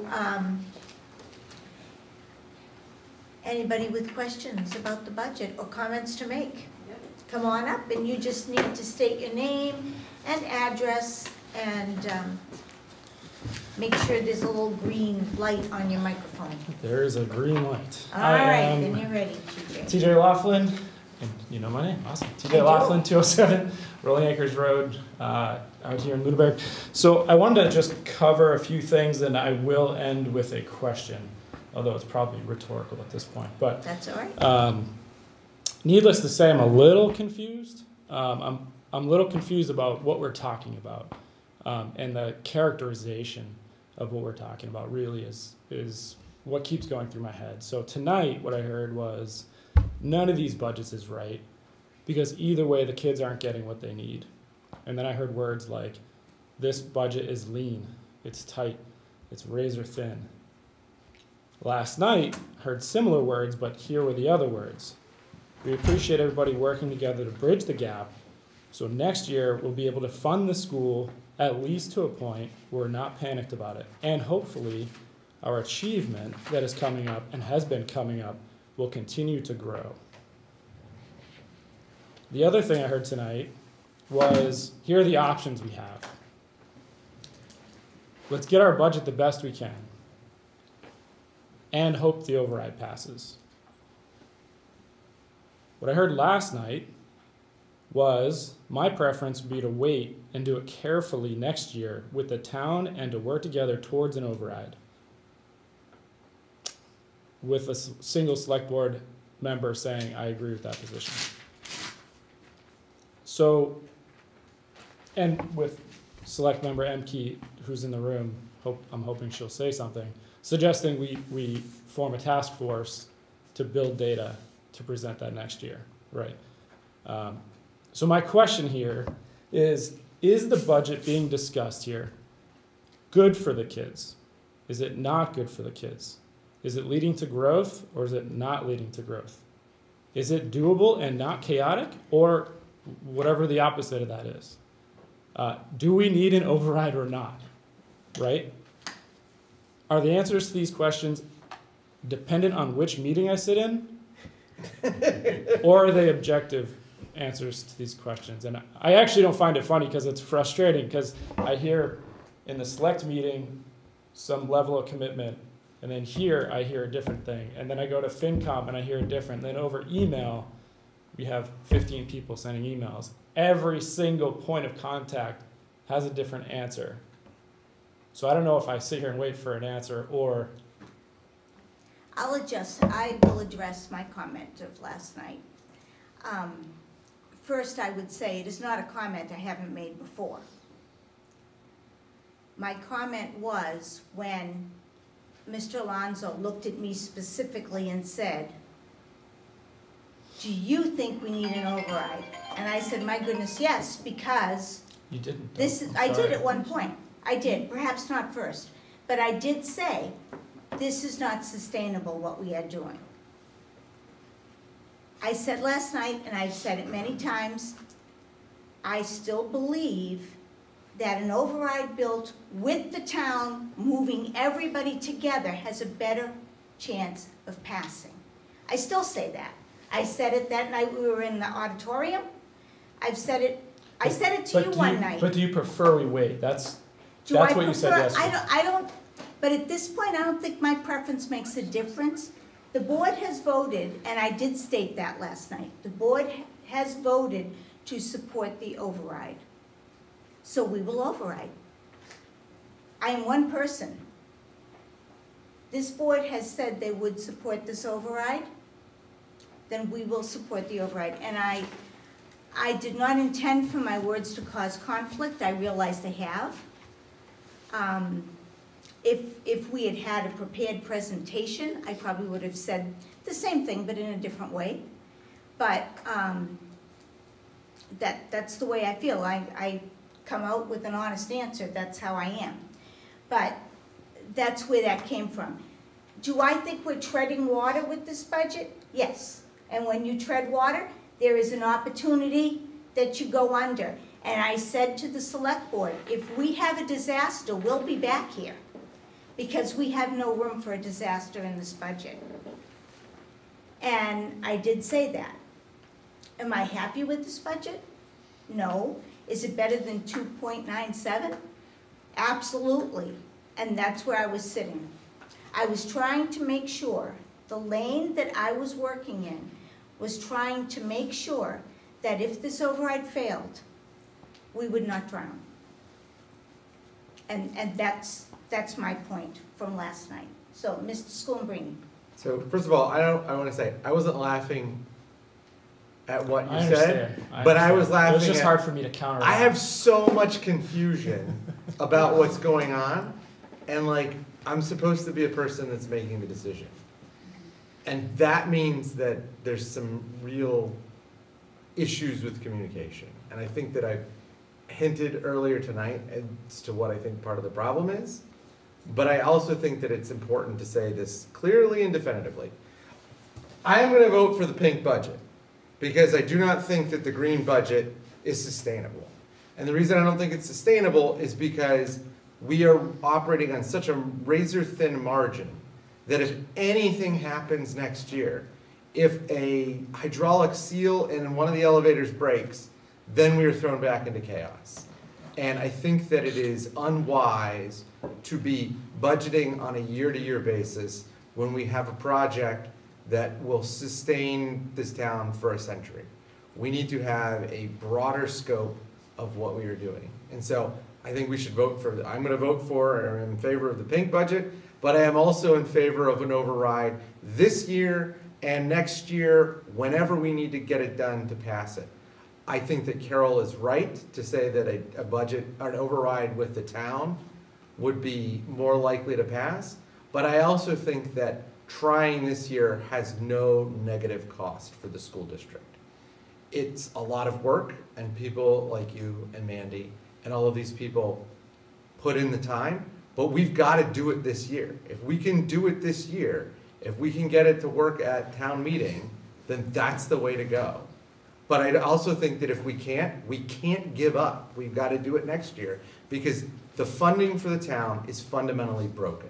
We cannot have a school district where we get 2.5% of an increase when inflation gobbled that up 2 years ago.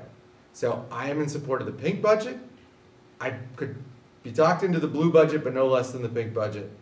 And I am supportive of an override right now. I think we should try it right now. There is no reason to wait. I don't know how public hearings work. You are allowed to Okay. respond. So yeah. I guess what I'm curious about is, do you understand the relationship between saying we need to work together with the town and the select board to push the override successfully, but then going to the select board and uttering the words that we think we should wait for an override, and then agreeing with members of the select board that they prefer to also wait? There's a conflict. All right, no, I hear what you're saying. And I'm just gonna put my cards on the table. Mm-hmm. I have a tremendous amount of respect for Carol Archibald.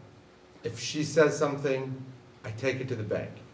She's saying here that the emphasis was on the wrong syllable last night, and so I think that's the case.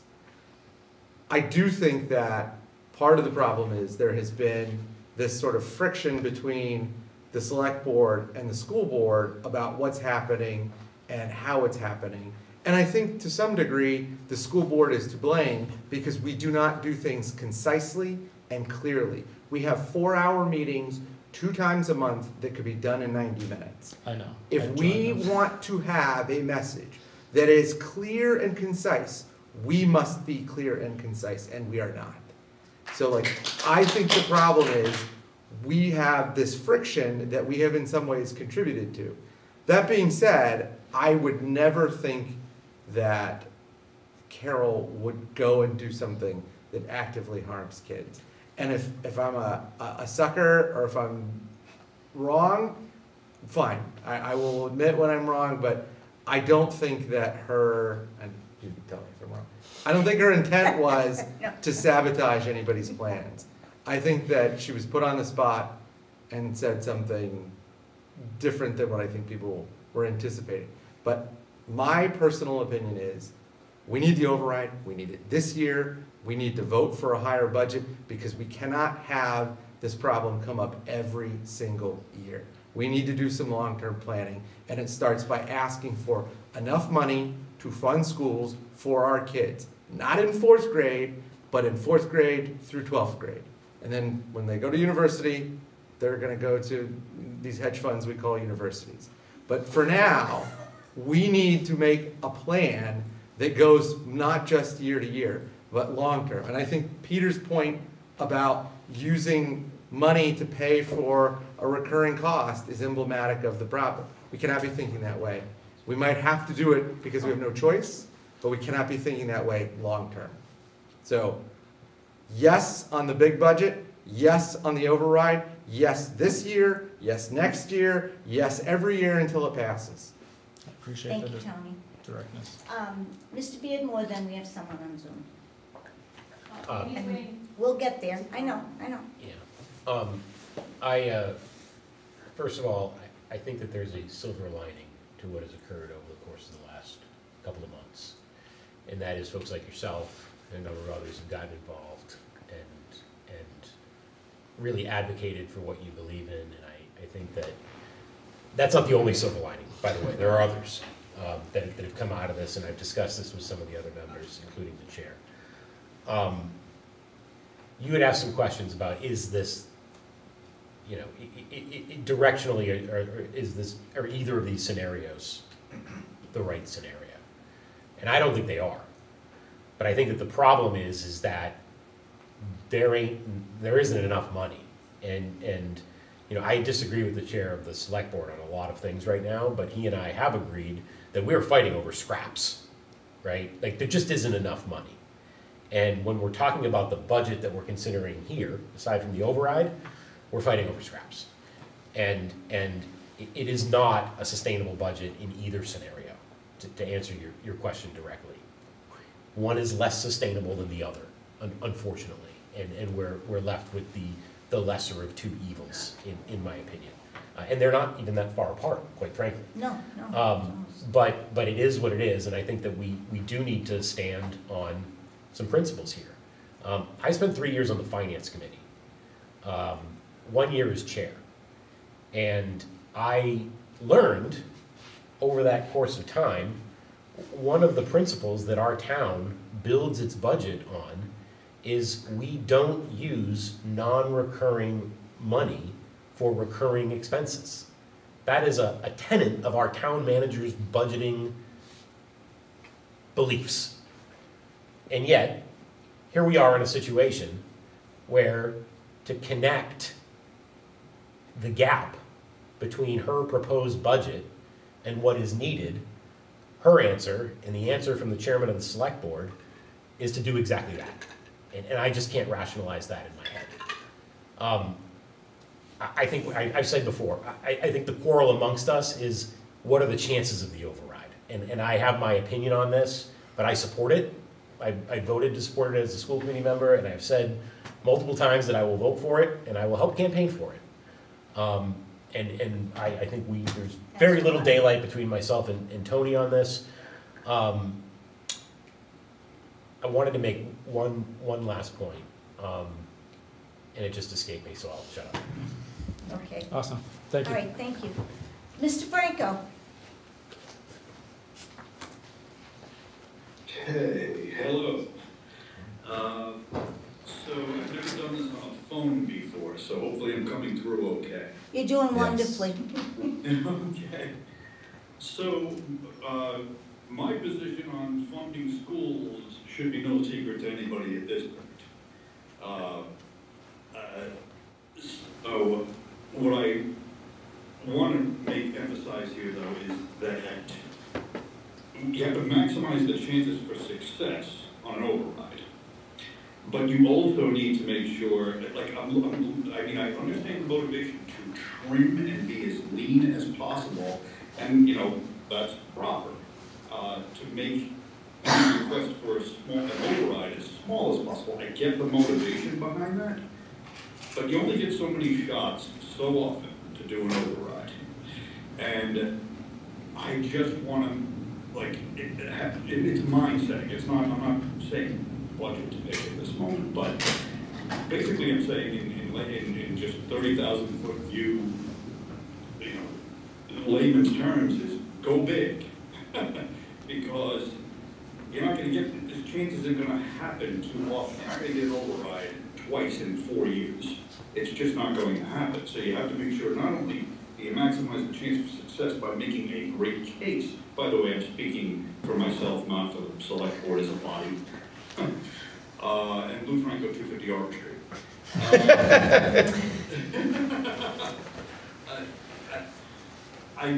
What I don't want to see happen is, number one, an override fail out of haste. I don't want to see an override that's too lean, and then you find out 3 or 4 years from now that it was inadequate, and now you got to go back to the well, because that's not going to happen. It's not going to succeed. So I guess what I'm saying is, you have this moonshot, and it has to be calculated precisely, you know, with all this in mind. And I think it should be absolutely clear, and I don't know if the message just hasn't gotten out there, but it seems like it hasn't gotten through to some people when you look at social media. But we haven't voted as a body yet, because the thing hasn't crystallized enough yet that to come for us to vote as a body. But you've had several individual members, enough. I mean, you've had several individual members speak to this and speak, you know, sympathetically to it.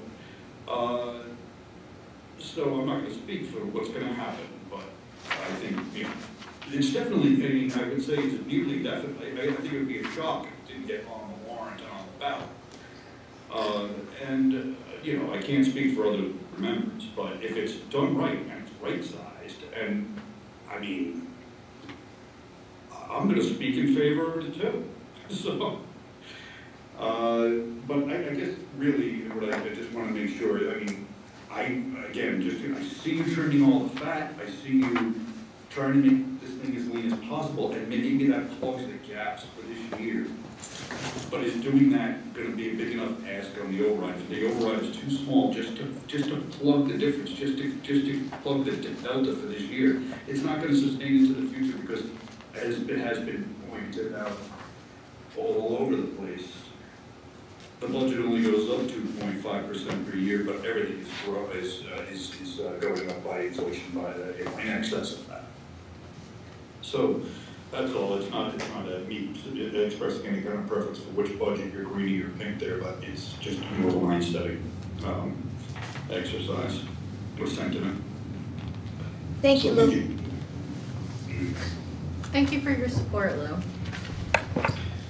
You're welcome, and thank you for all you're doing. This is not easy work for anybody. All right, thank you. I'll let other people speak now. Thank you. Thanks, Lou. This is Mandy Gilman, 186 Reservoir Road. I guess the thing that's most frustrating to me is that every time someone says they support an override, they like to tell us that it's not going to pass. Every single person who has told me today that they support an override, besides Tony, has told me it is not going to pass. And that is just incredibly frustrating, because unless we speak as a unified voice, and if everyone wants to wait till next year, that's fine. But nothing in this process in the last 2 months has proven to me that we will have our act together to ask next year. We can't get along. I don't believe that the Board of Selectmen, besides Renee, who is here and has done a tremendous job in trying to help I don't believe that they want to negotiate with us and the school and the town manager. I believe they have their own agenda, and you know they have been courteous to me in person. I got off my couch last night and drove up to town hall at 9:30. I changed out of my pajamas to remind them that there's a group of parents here that are very passionate about this. And it's not that I don't think that they're sort of with us, right? But you don't get people to vote in a town to raise their taxes if people are sort of with us. And that includes everyone at this table, includes everyone behind us, and for a group of us who are putting in a lot of effort and a lot of time, and I believe you are all doing that as well, but a group of us who are not elected, did not ask for this, and are spending a significant amount of our time in our lives trying to make this argument to support our children and the teachers in the school district. How do you think it must be? I'm not a teacher, I work in another industry, but how do you think it must feel to be a teacher who works in the school district? And no one has said this to me, but that your boss and your leadership is arguing for less money. There is no penalty for you guys to vote for the largest budget. If the town manager is going to do whatever the heck she's going to do to bring a balanced budget to town meeting, I just don't, I could be just missing some giant portion of why. There is no reason, if you truly believe we need more money, that you guys can't vote for a larger budget and put a stake in the ground and just say, hey, you know what? You may not agree with us, but we want a larger budget, and maybe it's just a symbolic vote. But until we get everyone speaking in support of it, it feels a little like gaslighting, honestly, because every time we do something, it feels like every time we make a move, right? We plan a meeting, we get a logo. I donate a significant amount of personal money to a account. I'm trying not to get too fired up. That is going to, pay for things that we need. And then to hear that, at the meeting last night, there was discussion that the money wasn't needed was very difficult for me. And it's not about me. It's about the kids in the school district and I want them to get what they want, but I also want to know it was blindsiding, and I've expressed this as well personally, and just really upsetting. So we don't have to address that I'm crying and that I was in front of you last night in practically my pajamas, but I guess there should be more people with passion in politics, but it's hard to be that person. So that's that. Thank you for doing it. Thank you. Can I make just a comment? You certainly may. Yeah. Like you, I've been around for a long time, and I've seen these things come and go, and I have a very good friend who tends to take a different view on things like overrides. And he always says to me, we're gonna get through this, one way or the other. Right. He famously would say, voters at town meeting usually make the right decision. And I do have faith in the system, and the system is not a clean system. It is a very messy system. We have 5 members of the select board and a town manager. We have 5 members of the school committee and a superintendent. We have 7 members of the finance committee. All of us are independent thinkers. Plus we have staffs that work for all of us. Plus we have constituents like yourselves. And it's getting to that consensus is a very, very difficult thing and very seldom attainable. But that's not to say that we can't make progress without consensus. Yes. And I think we can. I do have faith in the process. I don't know how this is going to turn out. But as you can see, I hope from what was demonstrated tonight, we are all very independent thinkers. I think that some people may have thought that the school committee would have come in tonight and rubber stamped the blue column. And I don't think that's where we're going tonight. And we have to trust in the process, and you have to keep speaking up. Yeah. So thank you very much. Thank you. And I understand it's messy. I mean, I worked in the state legislature. I'm not naive, right? But and I know how this stuff works. But, as a group of constituents who feel as though we are trying to help you, I think a little, I very much appreciated your speech earlier, Laura, and I don't want to feel like someone has always been told thank you, because that's not what I mean. But we want to be part of the process. I mean, I have offered multiple times to come in, talk about things, use my state legislative experience to think about ways we could raise some more money. And you guys have been busy, and I get that. And I'm trying not to be a pain, but it just, it's frustrating. Thank you. Yeah. When I Tony was, got an ear already Yeah. today, so. That's all right. When I was 5 years old, I watched a movie called Star Wars. And at the end of Star Wars, everybody tells Luke, "There's no way this is gonna work." Yes. And I have thought to myself every day since I've been a lawyer, I want to take the cases that are the hardest to win with the worst odds, because there's never a wrong time to do the right thing. And Yes. I've done stupid things that worked, like when New Hampshire wanted to pass a law that repealed the statute of limitations on civil sexual abuse cases. There were 15 different constituents at the table. I wrote a 1-sentence statute. I handed it to the speaker, and it got passed unanimously. Right. This is not something that is undoable. And I think that the idea that we have to speak with one voice is really important. And so Yes, that is all I'm asking. We are on the same page. I think the one thing that I would ask, and I don't know Yes. the answer to this, is Carol's point about passing one budget to prevent a scrum so that we can then keep our powder dry to talk about the override.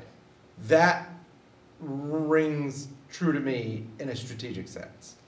And I respect that. Does that make sense to you? I respect that. But I think that what happened last night and in other situations, there's not been enough couching. Yes, I don't think it was a bad decision to try to get more money out of the town manager. I'm not saying I thought that was a good decision, but I just feel like there's been a lot of sort of capitulation to what the select board and the town manager want. And all I'm trying to say is this board has its own independence. I think Peter said it very nicely at the beginning that this, you guys can vote on the green or the whatever. I don't even care what budget it is because we're going for an override. But you can vote on the one that is, not going to cause the scrum at town meeting, right? But then you could take you should be saying, we are going to vote for this, but this is not sufficient. Like, you shouldn't be saying, we're going to vote for this because this is what the town manager said we can have. That's sort of, like, the communication part to me is like, we're accepting what the town manager is giving us. And, we're trying to make it work to what she wants, right? And that is the message and maybe we're lucky that people aren't paying as much attention as some of us are, right? But a picture of the superintendent respectfully and the school committee chair in front of the Board of Selectmen saying we don't need the override to make it work. If I was the opposition, that is the first thing that I would put on absolutely every single piece of paper that I handed out, right? Because what does that make us look like? So I think you need, that's where I feel like communication and some of this stuff, and this is not just my meeting, so I want to, because I'm very passionate about it, but right, like, it has to be one thing. It can't be 100 things. It can't be, we want this one, we want that one, we want this one, we want that one. I think it's like a really simple thing. We want as much money as we can get to educate children, period. Right. Whatever the source, So whatever that needs to be tactic, said absolutely every we need time we talk about the the most money budget. we can get, yes, period. Period. And I'll just offer this thought. Yes. I am grateful that the town manager budged because her new town manager's budget is now 4.19%. Where you have to understand, I am responsible to submit for consideration of the committee, but she always requests a 2.5% budget every single year. Every single year, I build a 2.5% budget.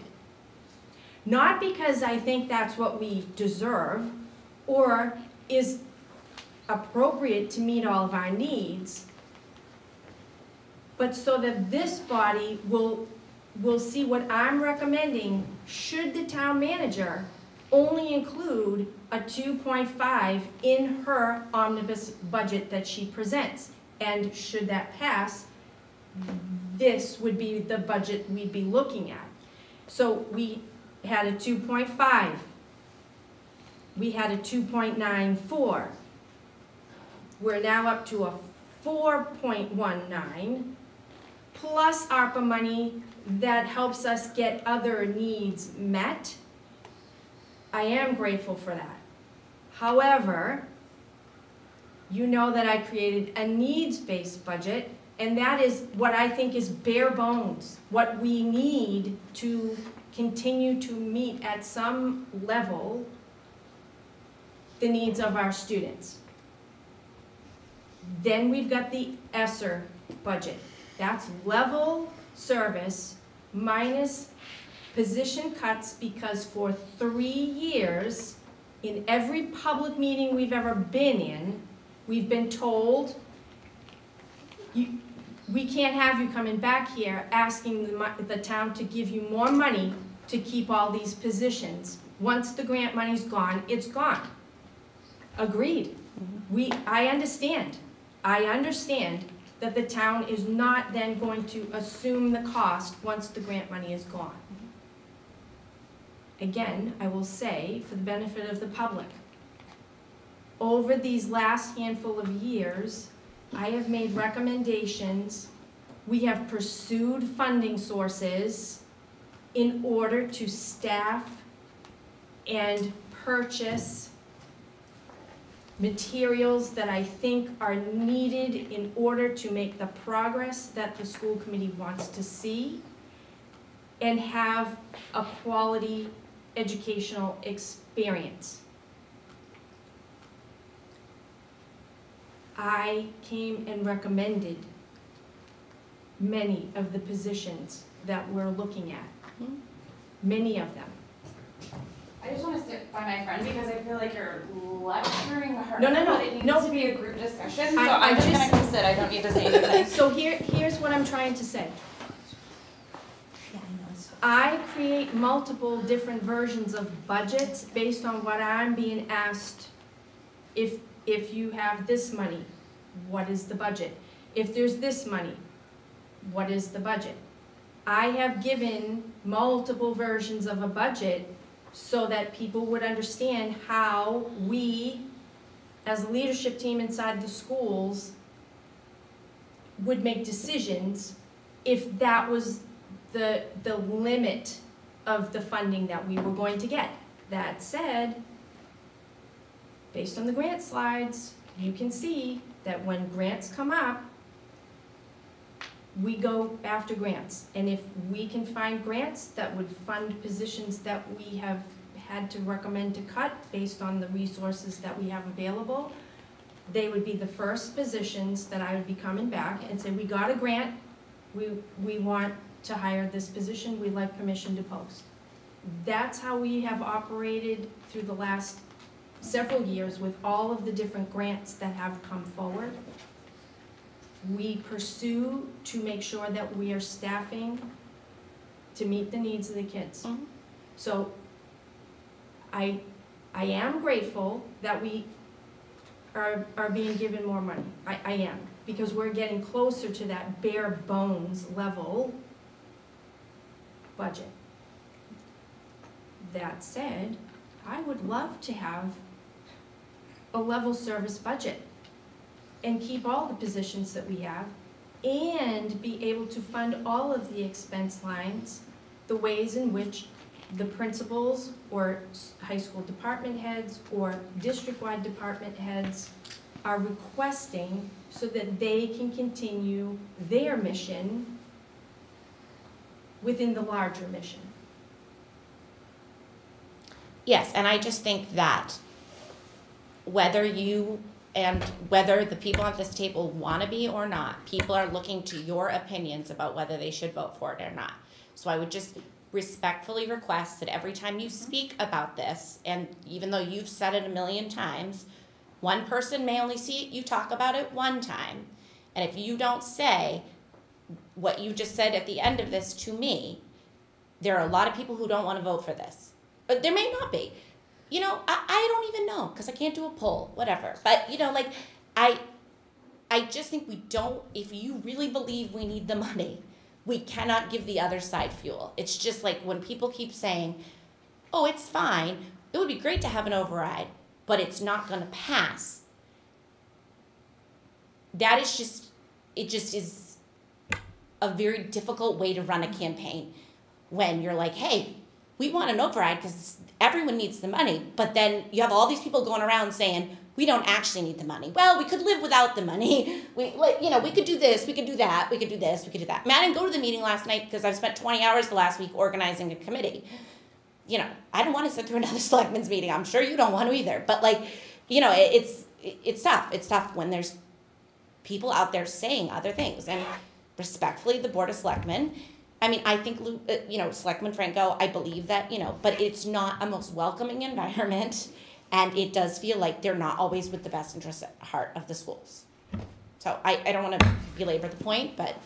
Thank you, Mary. Laura, with your hand up.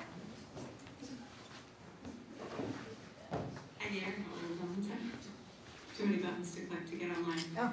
Good evening, Laura Parisian, 389 Mulpus Road. I just want to appreciate the work that you guys are doing. I've said this in other meetings as well. I appreciate the goal you're trying to get to here. I have a couple of things. One, I want to just thank Mr. Franco for his comments because I am in complete agreement. We need to ask for what we need, not what we can get, not what we bare bones. I counted when I started counting at least 5 times that the committee members said, if there's a disaster, it's not if. There will be something that will come up. The elevators, the plowing, whatever the things are, there will be something, and we can't operate with bare bones when we're talking about our children's education. I'm not confident that this committee can wait for the town and for others to get on board with us.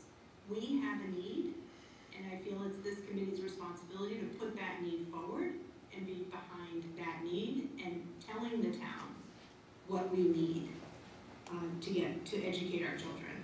And I'm just not confident that if we were to wait for others, again, in the town, that we would be rowing in the same direction and that they would have our best interests in this forum as a school committee, as everyone who I'm seeing on the screen attending this as well, keeping those interests in front and not somehow letting that message get watered down.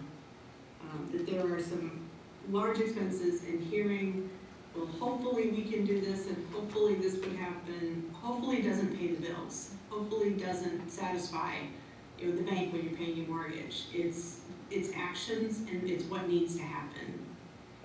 So I just want to, again, appreciate what you're doing, appreciate the position you're finding yourselves in, but I think we have an opportunity here that we need to be behind that, we need to be confident, we need to rally support for that, and we need to make sure the message is this is for the children of this town that are being educated in our school system.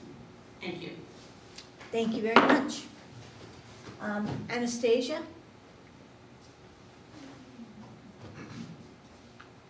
Okay, can you all hear me okay? Yes. Yes? Wonderful.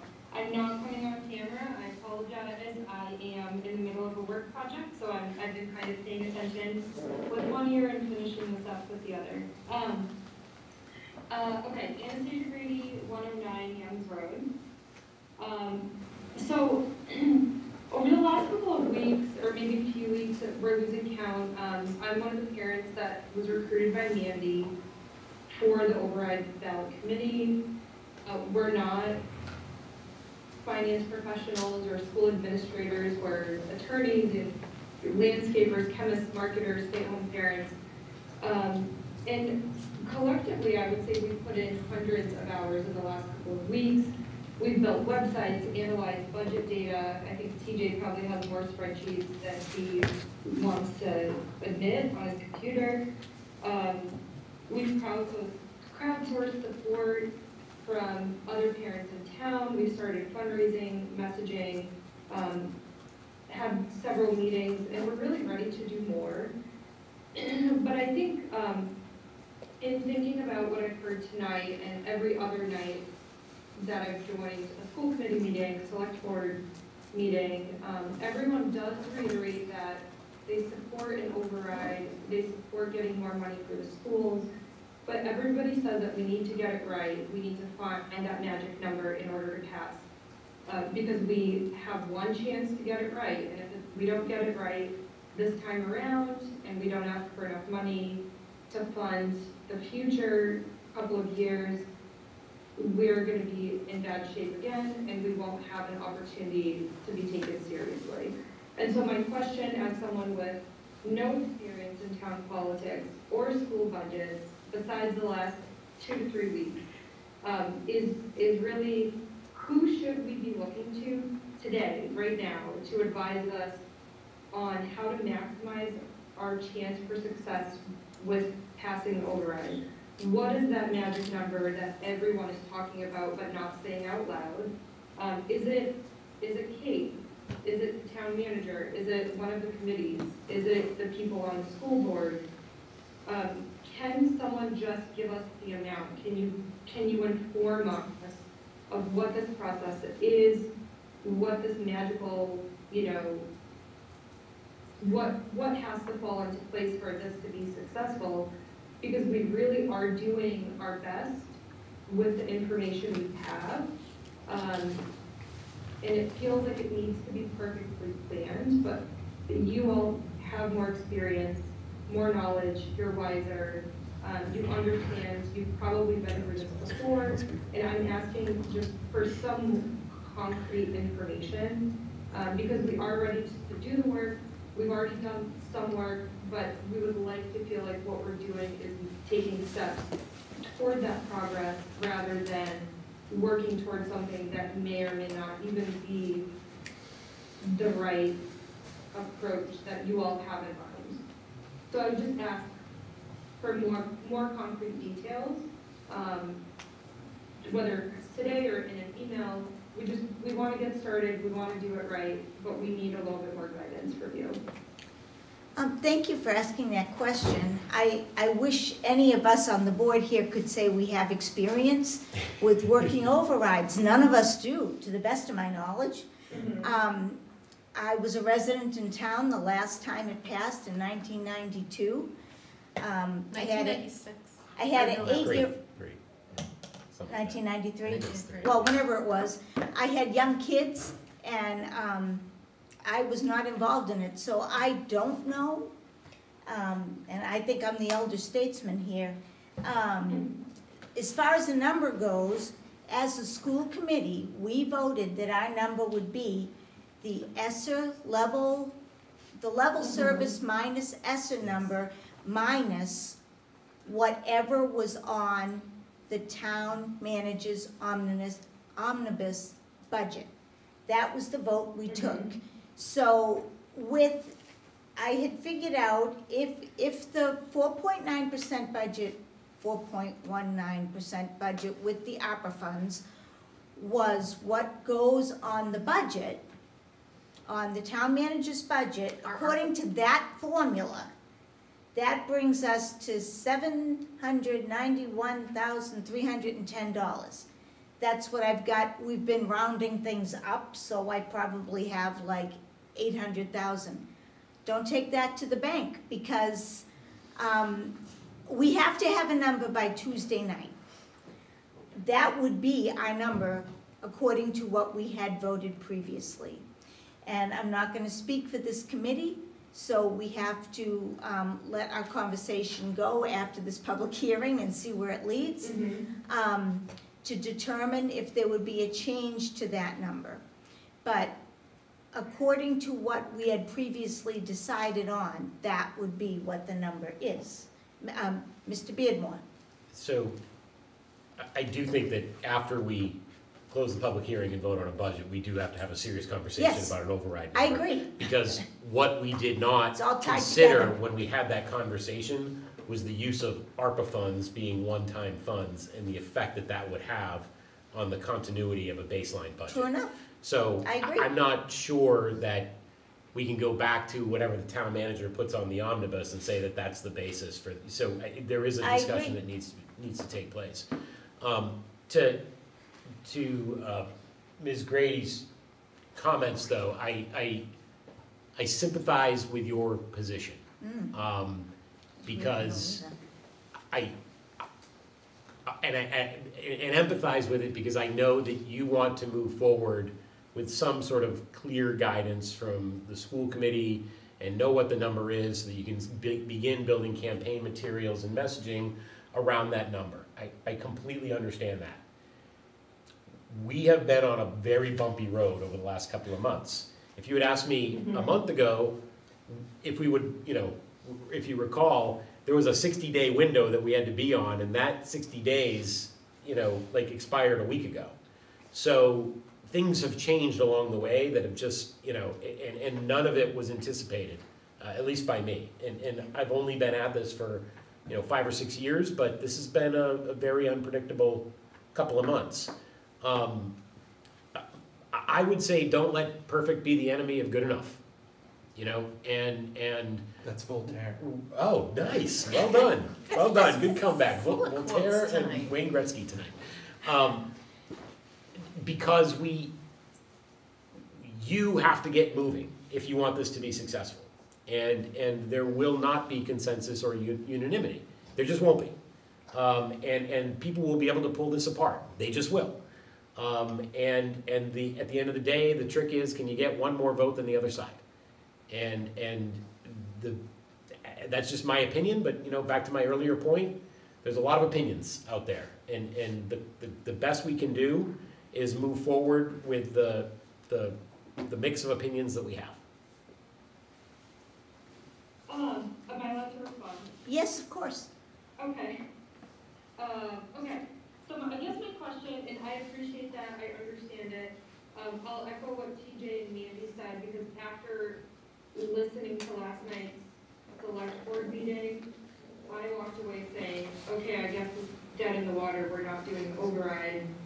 Both Carol and Kate, you know, very clearly stated that we don't need the override this year. It's gonna be like for the FY '26 budget. And so I think that's kind of, that took the wind out of our sails. I will admit, it was a little bit disappointing because I spent a lot of time, you know, learning how to create website code and do all the fun things that I got to ignore my real job for this week. We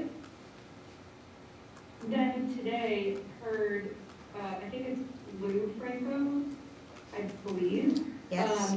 said that in order to have a successful override, one that passes, it has to be an override amount that sustains us not just for next year, but for years. We need to be able to plan for the future. And the budget that, you know, the 700, 800, even $1 million, that doesn't seem like the budget that plans for the future. That seems like the bare bones budget to not have to cut very critical positions for next year. So what is this longer term plan? It's a great question. And who can we work with to get that amount? Because that's what we'd like to do. Yeah. We don't want to do this every year either. We just don't have the stamina for it.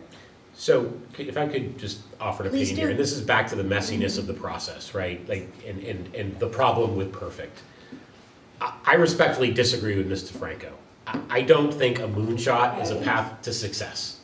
I think that if we were to say, okay, the delta between the town manager budget and the full ESSER budget plus planning for inflation for the next 2 years or whatever it is, that has a chance of passing of 0.0.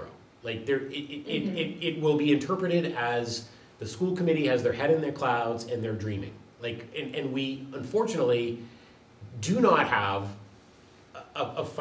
we don't have the ability to pass an override this year that projects something that is greater than 2.5% next year or the year after that or the year after that.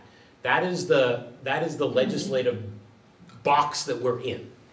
And I just don't think that we are, that we will be putting ourselves on a path to success to do something that does not, that we cannot sit here and say, this is something that I would vote for because I think that it is a financially responsible path, and the school committee, who are the stewards of our money and a big chunk of our town budget, is doing right by our wallets. And so I understand the theory behind the moonshot, but I don't think that in this case the theory and practicality come together. I don't see that happening. Mrs. Brzezowski. It's also hard, there's no right answer. There's no, I went on newspaper archives to look for news of overrides in towns, in our town, and towns like ours, and coverage of the overrides, and people's letters to the editor in 1982, and man, people did not like Prop 2.5 back then either. There is no right answer. There's things you can learn from history, but there is no right answer. I can't find a single thread of this is the right amount. This is what you should go for. Some places go for the moonshot and it works in that time and place. And some places go for minimal. So this is really hard because there is no right answer. There's just the answer we're gonna choose and we're gonna get behind tonight, hopefully, and then we're gonna move forward. But it is hard because there is no right answer, and we are beholden to the town. They give us the money. We don't control the town's purse strings. They give us the money, and we can advocate for more money. You guys have done a fantastic job of advocating for more money. But at the end of the day, we get what we get, and we can complain and we will complain, but we're beholden to that side of things too. We are just a department in the town, and a lot of these issues are town finance issues that need to be dealt with at a town level, not our level. But for right now, we do need to go forward with an override. I do think that one thing that we have learned from this You know, there's a history of working in the taxonomy that the superintendent explained earlier, presenting a 2.5% budget, and then a needs-based budget, and then a strategic budget that aligns with the school committee's goals and all those kinds of things. That was based on, you know, a practice of goodwill and you know, the expectation that we would come to something that was workable and that everybody was in it for the common good. And I do think that we have had a breakdown this year in that trust. And you know, we need to have an after action when this is said and done, sometime after May 4th, and determine how we're gonna play the game next year. Because, you know, today, sitting here on March 20th, my position is the superintendent works for me. And she doesn't work for the town manager, and she's gonna present the budget that we tell her to present and when to present it. That's where we're at today, on March 20th. And you know, until such time as we can rebuild that trust, that's where I'm at. Yeah, okay, I have one follow-up, and I promise I'm muting myself. This will be quick. And thank you all for the thoughtful responses, it's very helpful. I guess my question, going back to last week, just so that I can hear people say the words, is, so, not last week, last night. So last night, and I know, Carol, that you addressed that earlier as well. I understand that words can carry a lot of meaning. But, so last night, Carol and Dr. Burnham presented the budget. They got some extra money to make up that, to close the gap, and both said, we don't need an override this year. So I just want to confirm that if this group of parents, it's on the transcript, continues to push for the override and to advocate for it, would both Carol and Kate advocate for the override this year if we're able to be successful? Let me, I apologize a million times for my wording of last night. No, that's okay. I'm sorry to bring it up again. We need an override. There's no question. In order to have a thoughtful, correct number that will carry us through a decade, we need more time to figure it out. And that was really what I wanted to say, or what where my brain was. It came out wrong, obviously. I said I would support an override. I intend very much to vote for this override. I intend to hold a sign at the voting plaza for this override. We're ready to order them. Well, I'd be happy to put one in my yard. But it came out upside down and backwards last night. We did not plan on presenting. I had no idea that question was coming my way. I apologize. I obviously have created all kinds of trouble, and I did not mean to. My thought is, we don't have enough money. People are organizing an override. I'm going to go with the override. But I did not say that loud and proud enough last night, and I will make that correction at FinCom tomorrow evening. Thank you. And I don't know if Dr. Burnham is allowed to respond or not. Well, she's allowed to, of course. I do not recall making any comment relative to an override. I believe somebody asked about the gap, and I said I would figure it out and fill the gap. And you see how I fill the gap. Yeah. Do you support an override? There's a lot of expense lines. Would you support an override? If you had asked me that 6 years ago, I would have said yes. If we go back to my very first budget presentation here, crystal clear to me, it's a revenue issue for the town. There is not enough revenue. There is not, and I have said that internally for my team for my entire tenure here. So if an override could be successful, then we would have more money. 110% I would support an override. Anything that helps get us more funding so that I can have proper staffing and have proper expense lines to make sure that I can pay all the bills and keep the facility safe and clean for all the kids and the staff. 110%. And I am sure that I never said we don't need any more money because I certainly do not believe that. So if you're asking me, I am 110% behind an override for as much funding as we can possibly get to maintain the staffing levels that we need to meet the needs of kids and give them a safe environment, a proper environment for learning. That's my life's work. That is my life's work. My challenge has always been, Not enough money.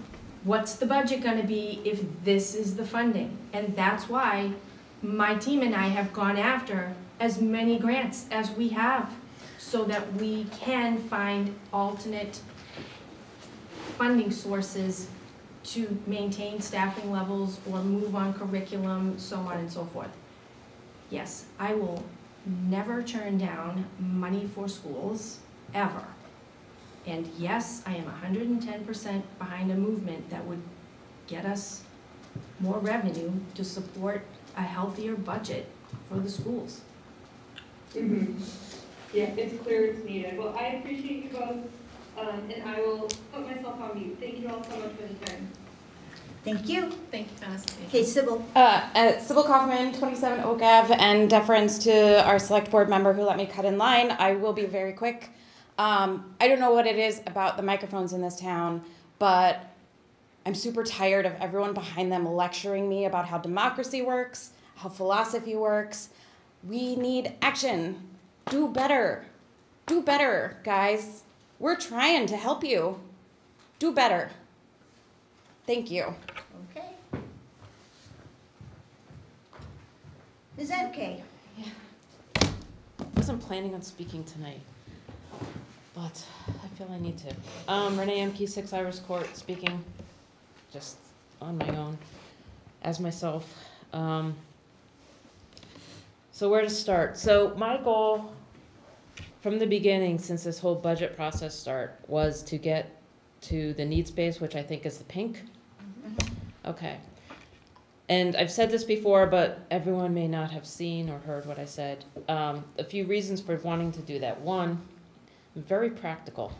So we go to town meeting, whatever budget goes to town meeting, if an override doesn't pass, you're stuck with that budget.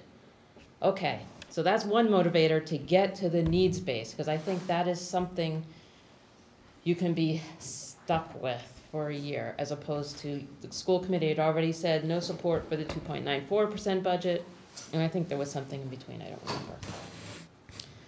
The other reason for doing it is the smaller the override amount, I think the more appetite to pass, so a better chance, so it's a win-win, right? If it doesn't pass, okay, we got something we can live with. If it, and then you're also asking for slightly less to get where you want to be. All of that said, I don't think this override is enough to carry beyond a year. I think it's very short-sighted. And I am, and I've said this last night, and I really want to come probably June after the election, see a task force of all the key players, representatives from all the key committees, residents, to look globally, because, and I'm not gonna say town side, school side, I'm really, really changing my language. And I think having that cross-department, cross-function, whatever you want to call it, task force, will help to see the overall picture, and we have a lot of stuff coming up. I mean, if you think this year was tough, this ain't nothing compared to what I am expecting. And I think having the time to thoughtfully do it, not just coming up with numbers, okay, we'll give that much, we'll give this, so you can have that. looking for synergies, changing what we're doing, anything, trash, anything, any synergies that can be gained across the entire town, because there's one pot of money and that pot is not big enough. Luckily this year we had some ARPA that we could use to shrink this gap. It is a total Band-Aid. And I mean, in discussions with the chair and superintendent, talking about ARPA, I mean, we talked about the earmarks, that's pretty clear, that's a one-time thing. But when we were talking about the sidewalk funds, what could we use? I remember we sat there, we went line by line, what is a non-recurring expense? And we were talking about possibly coming up with a project that encompassed maintenance across all the schools. So you would have this, dedicated pot, and ARPA money would go there, and you would use that to do maintenance. Because I think that also would help with next year. You get back on track with maintenance and service, and that would help. But for whatever reason, that didn't go through, and it ended up being Chromebooks. So at least it helped shrink the gap. I've talked to the town manager when this started about trying to reduce things. The pavement management is $50,000. She had initially proposed paying for the 9/11 out of the free cash, I believe, which would have to go to town meeting floor, which we all know that's risky. So anyway, so where we've landed today is, I think, a $60,000 gap, right, to get to needs based. And I feel like we can get there. I still feel like we can get there. I think there's still things, information, believe it or not, coming in. There's local receipts. We haven't even heard from the personnel committee yet. I know there's issues on that with respect to the salary grid. So I'm sure there's more shoes to drop, good, bad. I wrote down some other, the other thing that so also with next year, the whole state aid, this is not sustainable. The busing situation, not sustainable. I mean, there's so many things. I mean, it's not just raising awareness here. It's really banging on the doors on Beacon Hill. I mean, it's just not going to last. And regionalization, I've talked with the chair about that. I know years ago it was brought up and it didn't pass. I think if we were regionalized, we'd be a little better off today. So there's a lot of things to look at, to ask about, and that all takes time. And a lot of it is not going to be fixed, even in a year. State aid, do you think that's going to be fixed in a year? I don't think so. But it doesn't mean you don't take, just because the journey's long, you don't take the journey. You don't take that first step, because if you don't take that first step, you never get there. So that's really what I'm gonna push.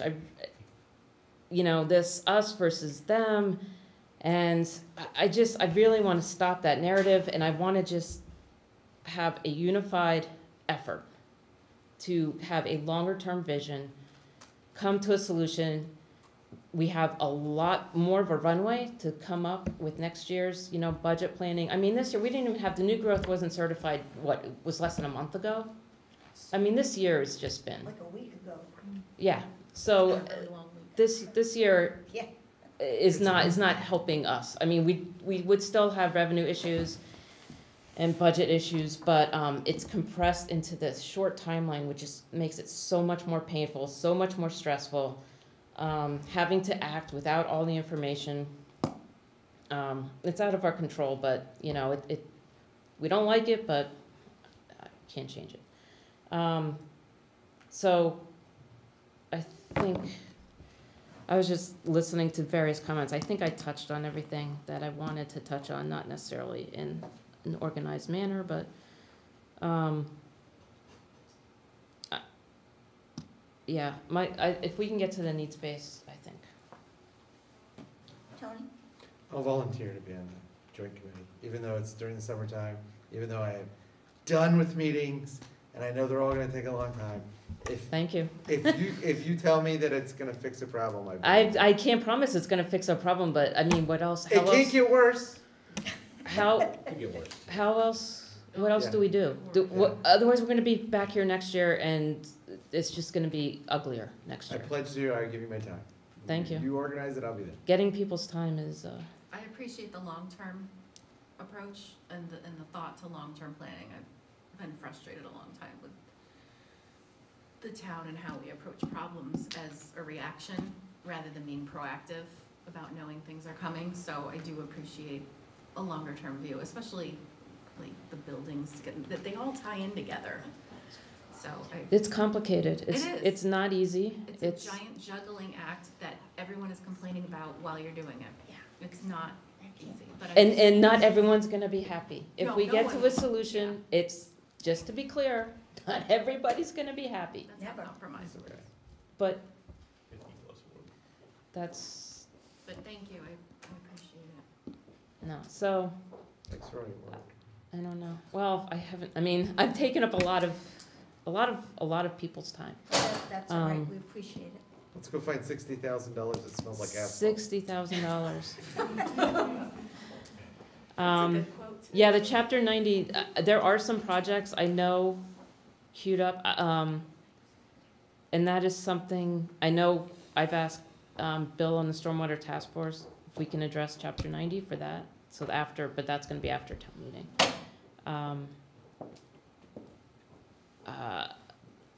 I wanna say there's an ADA sidewalk, and I can't remember, but the town manager did bring it up at a select board meeting. Bridges and culverts, so the infrastructure in town, yeah, issue. Expensive issue. So there's a lot of things going on. And there's also with the water district and PFAS and treatment facilities, so that's another thing that's separate from the town, but is going to hit town residents, so there's a lot of moving parts, a lot going on. So I ask people just to keep an eye on the big picture. Some compromises will need to be made, but if we come out the other side better for it overall, I think those compromises are worth it. So, I don't know if you guys have any questions. No, we thank you. I do have one Oh, you question. have one more Are we gonna question? run out of daylight tonight? I Yes. just Yeah. checked, she's going to make sure that they don't turn off, because we really have to finish this. We can't stop, because the lights go out. And tomorrow night's gonna be another late night, so Tomorrow night, once again, Let's- yes. let's get out of here. Let's get out of here. Thank you, Renee. Thank you, Renee, for your support and your creative solutions. You're welcome. Mary. I wasn't gonna say anything either. Mary Foyle, 985 Flat Hill Road, and I wasn't going to say anything. Hopefully I'll be quick and concise. First of all, and I get these are long meetings, and clearly I like to talk as well, but I would ask that sometimes maybe members of the committee think about edification and time, and that, again, I like to talk, but we're just careful about how much time we're spending with our own thoughts so that other people have a chance to speak. All right, what I'm going to throw out now, and this is really was my plan to say this, is I'm going to say something, and I'm not expecting people to be Oprahs on this, but we do have an interesting dichotomy where select board and the town works very separately from school committee, and school committee has rights and privileges that other committees do not have, and that's especially interesting when it's an elected position as opposed to appointed positions that some other municipalities have for their school board. So I think what we're seeing there is that for lack of other words, power struggle in that dichotomy. I think that's playing out a little bit. And so I do agree with select board members, MK's comments about working together in big picture.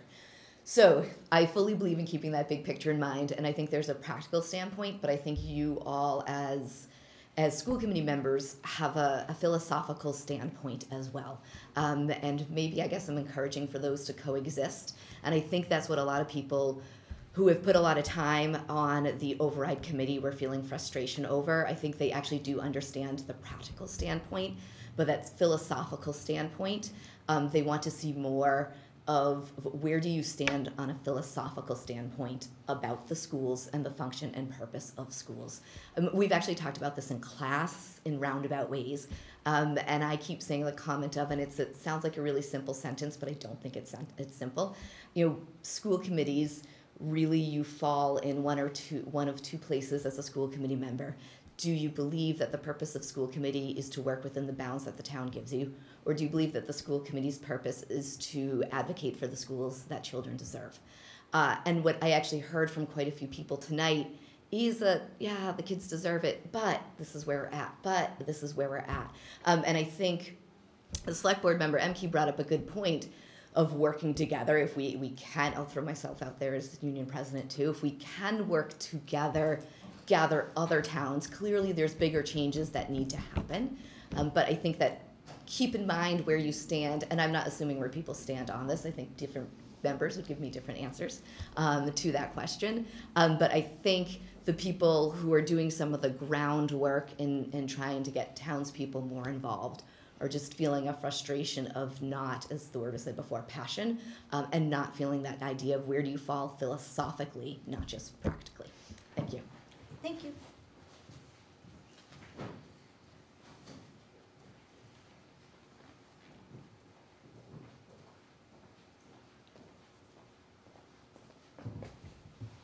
Hi, Shoshana Muley, 139 Cove Road. So what I'm gonna say was an unintended consequence, certainly unintended by you guys and Ms. Emke, of making sure the bottom doesn't fall out of the school, has put the public perception of the override in a very bad position.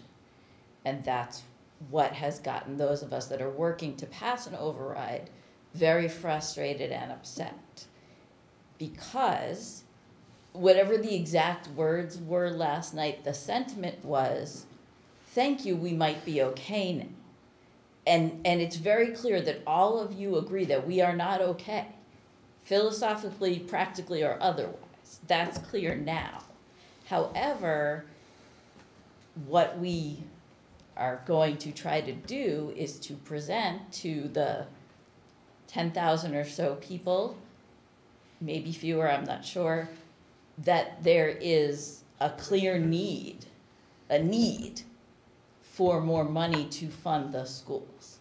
And so now the messaging is difficult, and there are people not on our committee or in this room, just people out there who are saying, you really need more than you're asking for. And so that's where we are right now.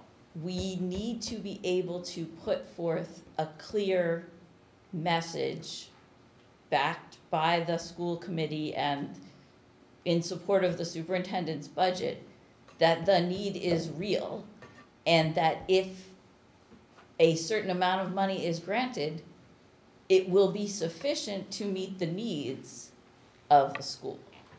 And so I think I'm summing up what we're asking for here is help us help you. So I will leave it at that. Thank you. Me, original. All right, then. It wasn't Jerry Maguire, but it was Oh.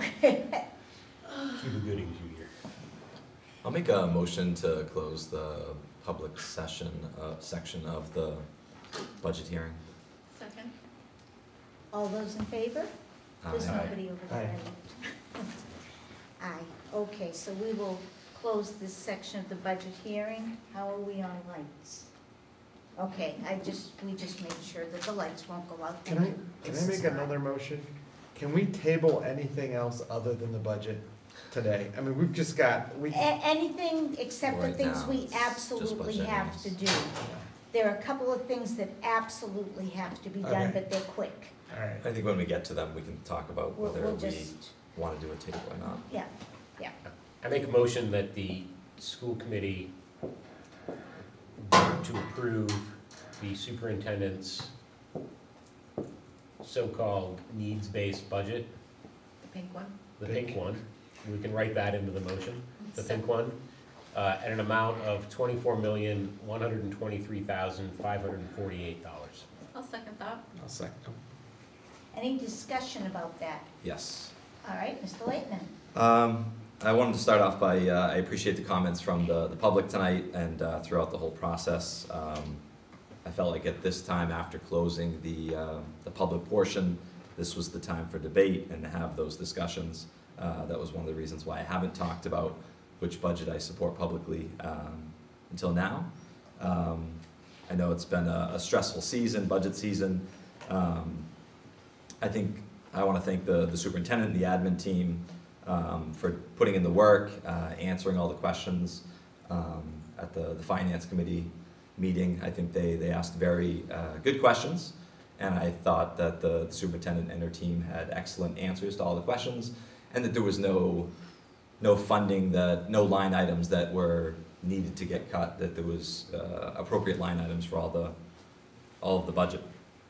I also wanted to thank Ms. Archambault and the superintendent for the negotiating through the process, because I think the town manager budget has increased a lot more than we've seen in many years. So looking at the 4.19%, I wanted to thank Ms. Archambault and the superintendent for the work on that, and also the select board member M. Key too. I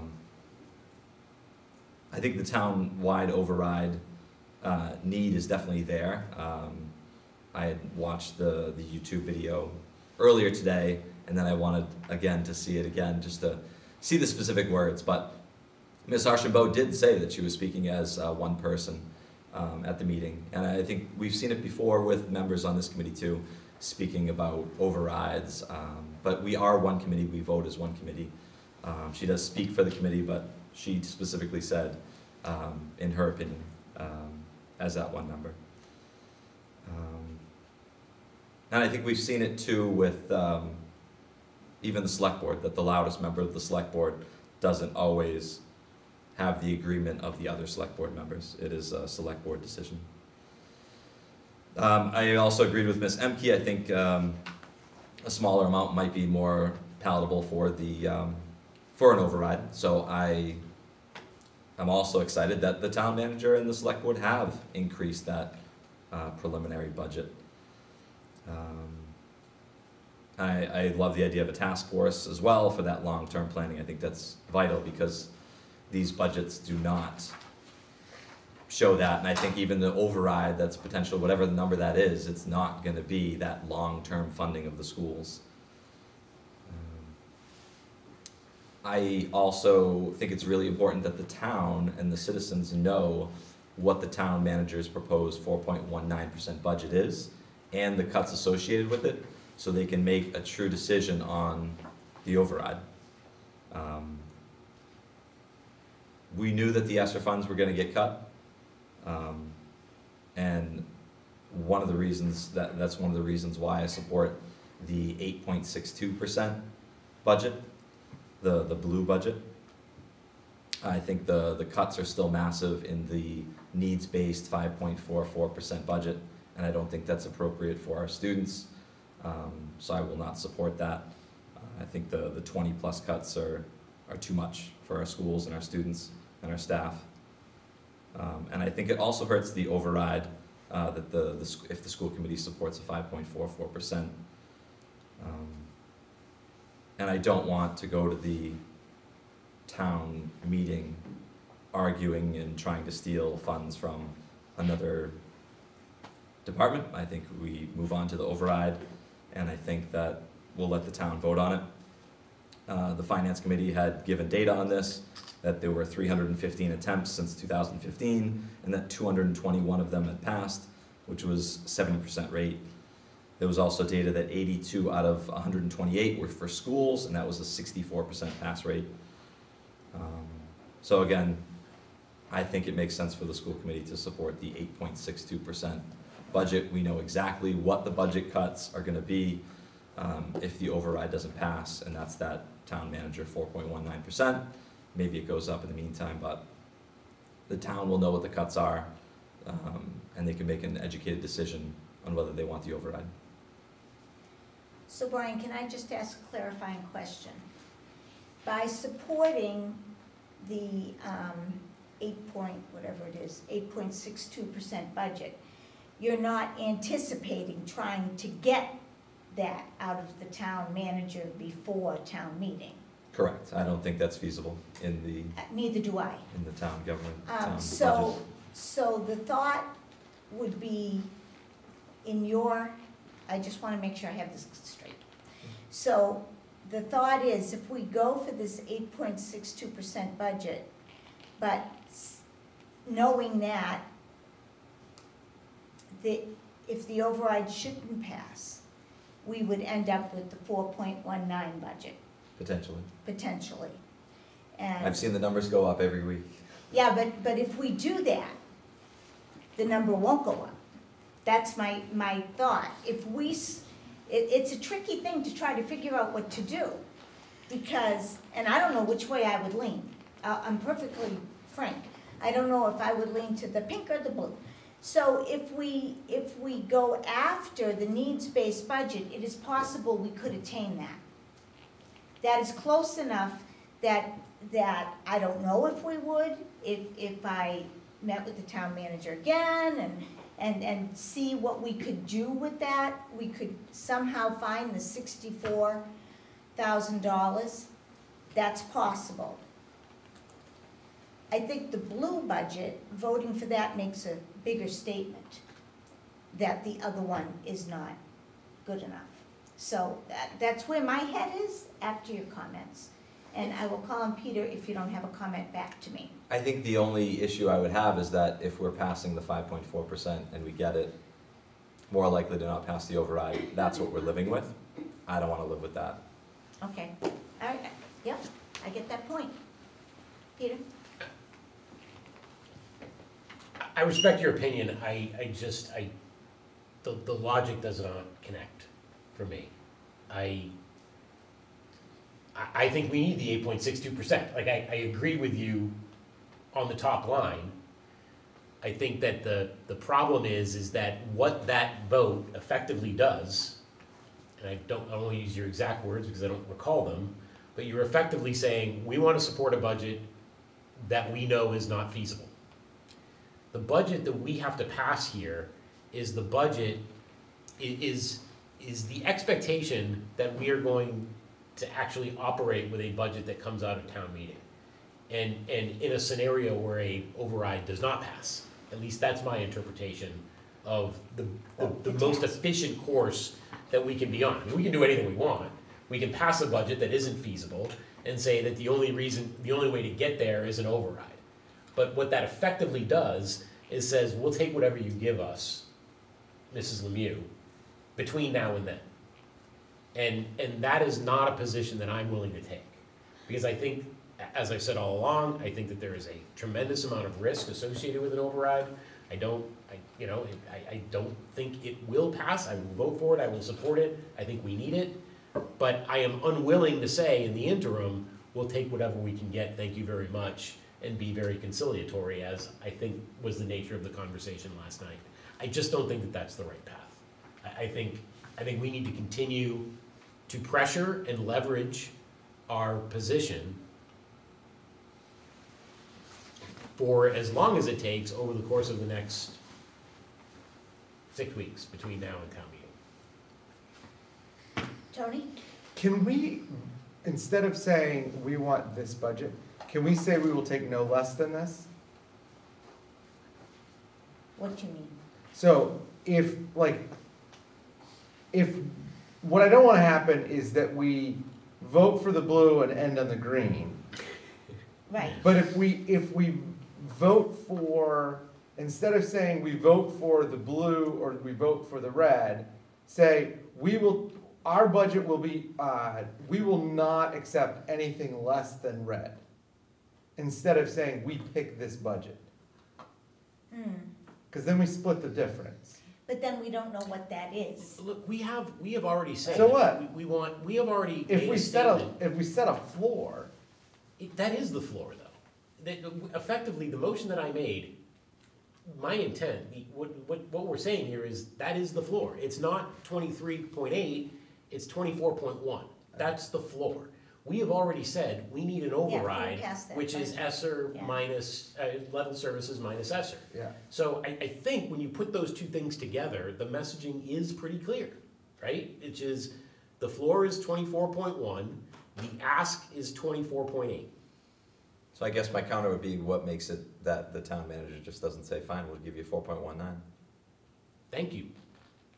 You know, I mean, whatever, it is what it is, but I intend to go to town meeting and fight for 24.1 if I don't get it between now and then.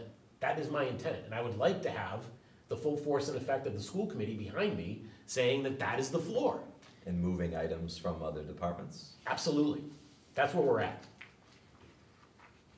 That is where we're at, thanks to the town manager and the chairman of the select board. That is where we're at. That is the position that they have put us in. Carol, is that right?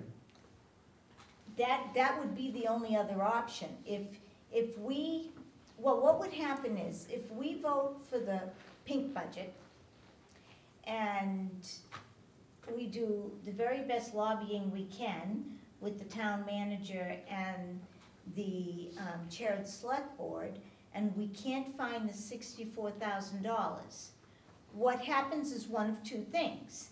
Either we end up with the green budget, because that is what the town manager put on the floor, or, as Peter says, we would go to town meeting and say, we're taking 60, we would like we have to keep the budget balanced, so we would say, we would like to take $64,814 from pavement management, which I assume is where it would come from, but people Not can find necessarily, you someplace could else. adjust the revenue line I don't know, whatever. You could adjust the He revenue knows more line than I do about this stuff. for local receipts and move the revenue there and take it and put it in schools. You could do the payment management. There's a variety of other, See, he knows how to other do this places. stuff. And I'd I would rather also not add, take from another it's department. it's not just the 64,000. It's You- also, You wanna go after the ARPA money. it's the ARPA money because it puts us at a disadvantage next year from a budgeting standpoint, right? We're already, the green budget puts us behind the 8 ball next year because that budget is largely supported by ARPA money. And therein lies the problem. We are, if we live with that budget, we are already substantially We're already in the behind hole next next year. year. I The understand that. pink budget puts us in a better situation for an override, because we can say, if we don't get the override, these are the cuts we have to make. Well, that's the Very same clear. would be with the green. I mean, It's- wherever we it's land is wherever more- we land it's in more- town meeting. It's Yeah. more, I mean, I'd Well, rather, yeah, but I I'd don't rather wanna- have the pink Yeah, but I don't wanna than vote on the green green. budget, Can- so. But Can we ask for opinions of people here? No, I think it's a I closed think meeting at this we point. opinioned out. What if we ask them not as people, but as representatives of groups? One person here We're gonna make represents those a very difficult large decisions. group. Like Wheel of Fortune stuff. What is your specific question, Tony? Yeah, ask the committee. Okay. Ask us. I will ask the committee, do you think that the contingency of parents that are supporting the override would prefer us to vote in favor of the or the pink budget, knowing that that gives us a stopgap that's better than the green budget? And then I would also ask the committee, if you were to opine as to how the teachers would feel, would they prefer a red budget or a blue budget? Because like, I heard what the citizen who's a teacher said about our role, and I am firmly in the camp of the second kind. So like, part of me says, I agree with Brian, let's send them a message, but I'm also concerned based on what you and Peter have said, that that might be impractical. Well, I So how did the committee project those two contingent groups work? Look, back to my earlier comment, there is no perfect here, There's right? I mean, there's we're- no way we're gonna please everybody Yeah. with this particular issue. I think that from the standpoint of an override, see, we just be guessing, because none of us have really been in the middle of this Yeah. before, I believe, unless I speak out of turn. When I was a kid, my parents were. Yeah, see, and I wasn't involved. So, I mean, we can guess, and we don't know. The barer the bones, the more need for an override. It's, you know what it is, Peter, sorry, Tony, it's, what's the chance you wanna take?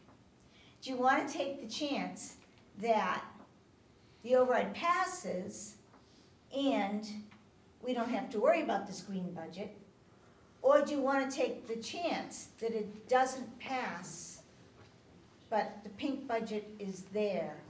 They're not that different in bottom line. You know, the bottom line is not that different. And, I mean, the ESSER funds, I assume, oh, I can't assume anything. The delta But- is the ARPA funds. Sorry. The ARPA funds, if we were to pass the pink budget, there is no way that I can negotiate from the town the difference with the ARPA funds. I don't think that's true. I think that what we're saying is that the green budget is not acceptable. Well, and I agree, the green budget is not and- acceptable. And I don't wanna vote for the green budget. there is opportunity to come closer between now and May 4th. But my stand today is 24, 123, 548. Now, if somebody can propose something that moves me closer to 23, 837, 094, like, I mean, let's have that discussion and continue to negotiate. But today, my position is the 24-1. So you're pink. I'm pink. Okay. That was the motion. That is the motion that's on the Yeah, floor I'm that I pink. think you seconded. Yeah. So, But Brian's made really good comments. I'm pink. I want blue. I think blue is the bare minimum budget for this, sorry, pink is the bare minimum. I think blue is when we don't make cuts, too many cuts, and I think it's ridiculous. I think it's bad that we're making cuts. I think that we're going backwards. I want the school, I want us to go forward and progress. I think it's awful we're going backwards. But I'm pink because I think that's what we're gonna get closest to while still maintaining we're not happy with the green budget. And I think we're gonna go for the override. And the pink gives us a list of if we don't get the, I mean, blue still does too. And I don't think we're What gonna it- get blue. Can, I think pink says you're not going for an override. I think pink says we can settle with pink. And I think the parents. We're going for an override. I mean, what if Parents. we amended, Peter, let me ask you this, if I make a motion to amend Peter's motion to say, we vote for the pink and support the override. We're That's- doing that. Well, yeah, I Okay. mean, we would support the override, we have said that. We've we already will I mean, support like, Said make it we'd support make the it- override. part of the, emphatic. yeah, make it part of the I message. would, I mean, our statutory, Statutory? yes, statutory role here is to pass a budget.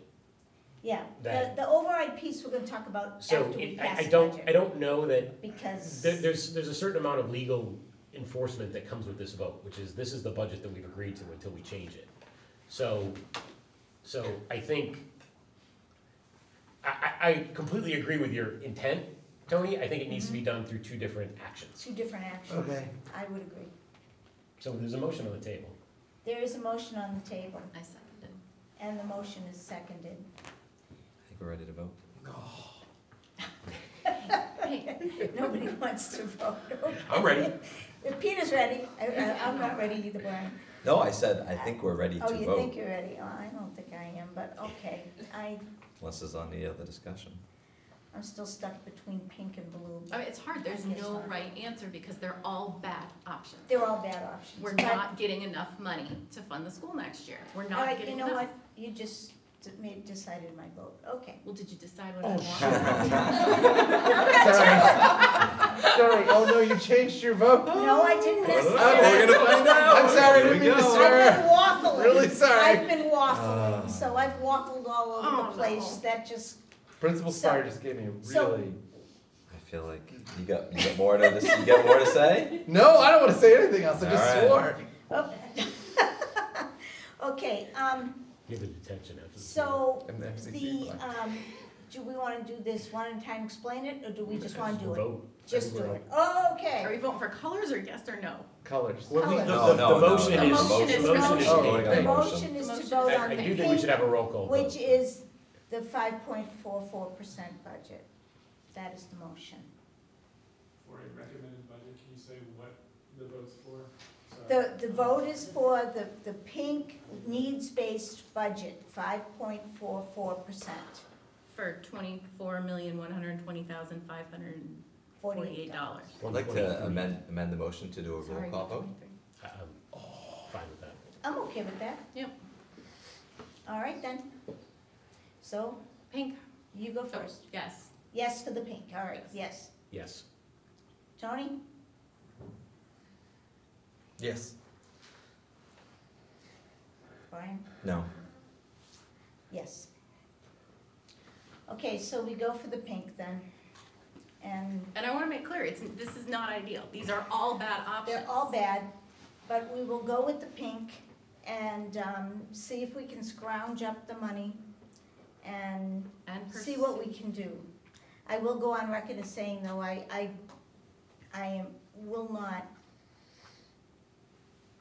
I would not be pleased with stealing money from other departments to do so. We have to find a way to legitimately come up with this money. So, just my own personal thought. We That have work to doesn't do. mean that isn't what happens. We have work to do. We have work to do. That's what that means. We have work to do. Okay, so the next thing we have to do, with this vote comes, we have to figure out the override number, which I figured out a different way. Now I gotta refigure. But, I would say it's still gonna be the difference between that blue and the green though. It's it not is the gonna be- difference between the blue and the Or green. we have But to don't you think we need to talk about say a whether we wanna number? do ESSER or not, I actually, or sorry, We ARPA or should have not. we should have a discussion about it. so if we assume, which may be incorrect, that the amount we are getting from the town manager in the green budget, Oh, yeah, we have to stick to the green the budget. for the 93,837,994 dollars. Mm-hmm, That number does not include the ARPA funding, and so we wanna add that in. I don't know, because the ARPA funding is not reoccurring. So keep the difference. So I wanna keep the ARPA money out of that, because we don't get the ARPA money next year. No, that's what I mean, Yeah. put it in the Yeah, override. So it I should want- be, it so- should be blue minus green. given I think that- it should be the Yes, purple. blue minus green. I think it should be the gap from LS Esser and the $1 million. It's, yeah, I've got it as, $1,012,950. Yeah. And that is Yeah. the amount that I feel very Blue minus strongly green. we should go for. Yeah, It's I would agree. it's relatively close to $1 million, so it's a easy number to digest. It's not overwhelmingly large, so people can't stomach. I know Now- it's gonna be difficult. So wait, oh, the 12,000, So, before we get to that, yeah, I think that given how things have transpired over the course of the last several weeks, I think that coming up with a hard number is fine. Mhm. But and we have to for Tuesday night. But the point is that if the number changes between now and Tuesday, if the green line changes between now and Oh, yeah. and Tuesday, you should be authorized to change the number to account for Yes. whatever that change is. Yes, Yes, yes, that's right. until Tuesday, and then Tuesday. After Tuesday. I is think it's what it is. notifying the select board Yeah. if this changes the numbers, but I still have that concern of if they're gonna use, say, ARPA money, then we don't really wanna make those changes. Yeah, anyways. and so, I mean, but I think, One Carol, you time understand the amounts. guidance. Well, I understand what you're saying, is that, so we could, once again, it is the ESSER funds, the level service minus ESSER, and then the difference between that and the 4.19 budget, which does Yes. not include the APA funds. Correct. Correct. So if the 4.919 budget, should local receipts come in and they say, here, take $30,000 more, then that 30,000 would be added to the 4.19. But we want the ARPA funding, which we appreciate in this ridiculousness of this situation, But we don't want that counted in an override, Correct. because that is not sustainable. Correct. And I also think, given that logic, we had agreed last time to use round numbers. I don't think we should this time. I think I'm that, okay with that. I think that what we need to show here is that, you know, we're working in the margins right now. And Also, what- we have a real number. wherever they bring us, that's the number. Can you tell me that number again? So today, it's $1,012,950. I would second that one. So do we need to make a motion? Okay, I think we need to make a motion to make a motion, because the vote on the ARPA funds is not on our agenda. And I think we're okay because it changed because of the budget. So it would be a vote to reconsider. So I think we need to vote to reconsider our number for the override. So I moved. motion that we vote to Okay, all reconsider those- the number for the override. We all voted for it. Okay, all those in favor? Aye. Okay, now, we need a motion for the override. I move that we propose an override to the select board for consideration as a warrant article and a ballot question to support school funding above the town manager's budget in the amount of $1,012,950. Second. You can take that one. Second. Okay, all those in favor? Aye. I'm just gonna write down what you said so I can put it in. 1 million. Now, we just have a couple of things we do have to do. All right. The first thing we do have to do is we have to vote on the Student Opportunity Act because that is due in Boston. So we can't lose sight of that one. And we're all done with this budget business, right? Yes. Yeah. Okay, so For just tonight. checking, Student just Opportunity Act is checking. next on the All right, agenda. so the go ahead, about the Student Opportunity Act, just to remind people That was what shared it with is. everyone at the last meeting, it's been posted online. Any comments online? We've been checking the email, nothing's come in. And as I, explained it for the last kind of call for any feedback, it really is a template that's been provided by the Department of Ed, and there's a menu of allowable options for districts to consider for incorporation into their plan. So, What kind of it motion? didn't come up just from I our. move to approve as presented. Second. All those in favor? Aye. Okay. The next thing we absolutely have to do is we have to take a vote to pull the warrant article asking for $82,119 from free cash to fund the network security. It has been funded out of ARPA. That's redundant. Has that vote been made? We Yeah, We that's- voted to put that warrant article on the warrant, and it's there. Did the Because select the board select board vote voted to give us the money. but And, did- and they said, when they were going through their warrant article, they said, we believe you have to vote to retract this. Okay. But is this, have they voted to appropriate the ARPA funds for this purpose? Oh, yes, Okay. yes, that vote was taken last night, Okay, absolutely. I missed that. Yep, no problem. So we do need to vote to pull this warrant article. I'll make a motion to pull the warrant article as it has been funded by alternate means. Second, Second. all those in favor? Aye. Okay, and one other vote we have to take tonight is to change the sidewalk funding. It was unclear whether it was necessary or not, but better to do it than have somebody say you never, because it was our article, our request for ARPA funding for the sidewalks to go from Turkey Hill Road to Marshall Park. That was our request for funding, and it was funded. So the funding for the sidewalks now, since we have taken that ARPA funding for our budget, is coming out of Chapter 90 funding. So we need to vote.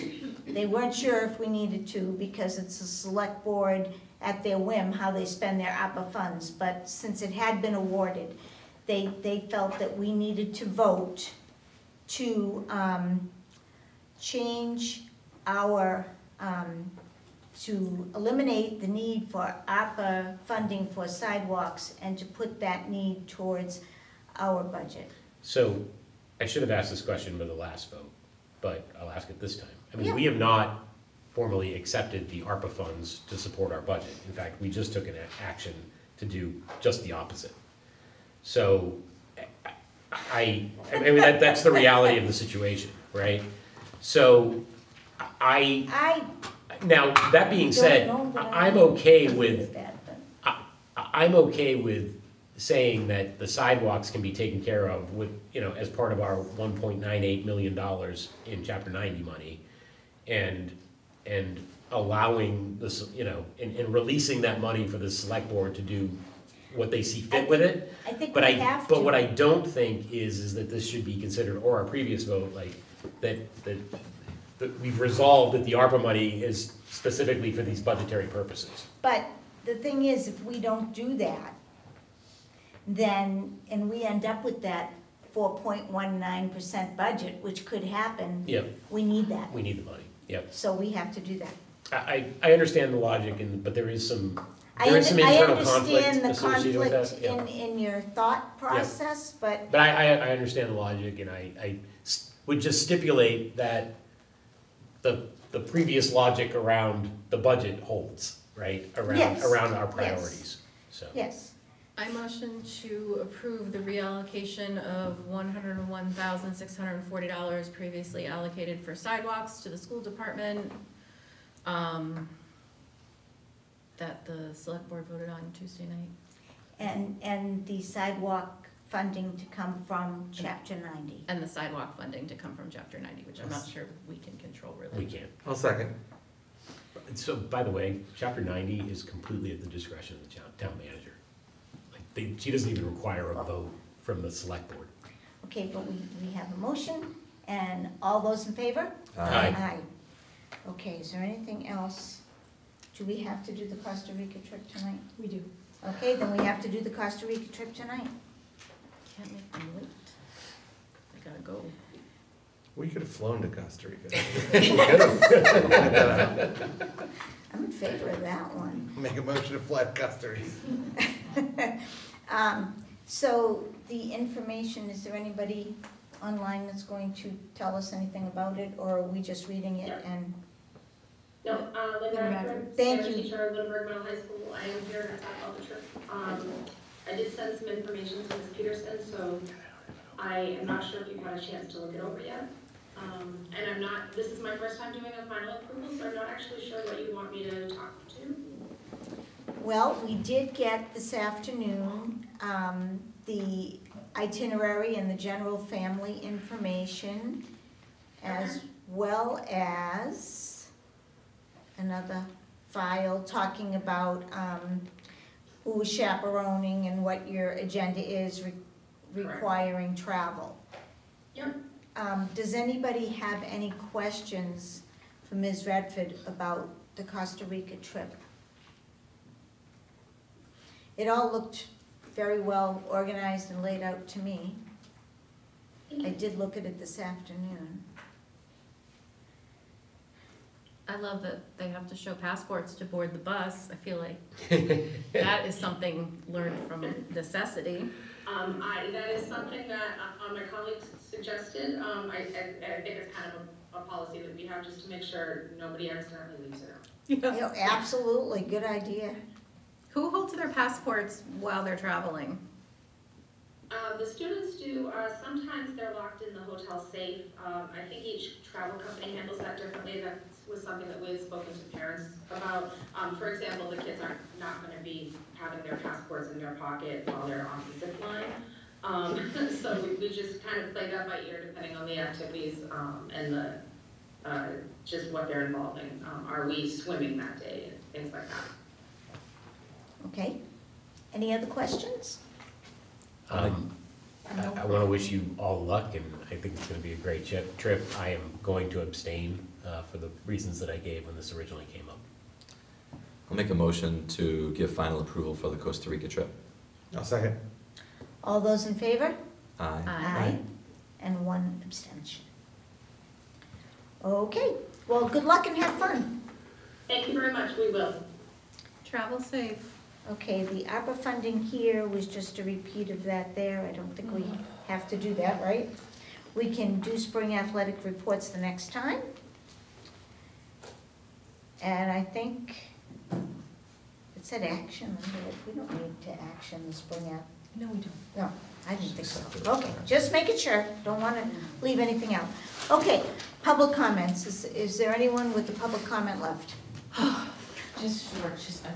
No, I just want to make sure it's clear. 'cause You I get to mean- make all the public comments you want. No, don't, you really don't want to say that.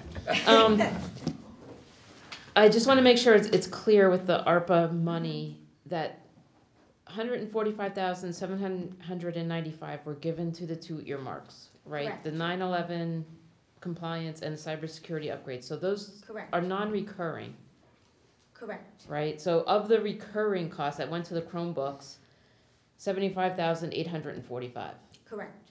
So I don't know if you want to adjust your baseline for the override amount by that, or I don't. No. No. you want to lump the whole thing? For the reason that I gave earlier tonight, which is, I think that next year there's gonna be another 9/11 and something else like it under a different name.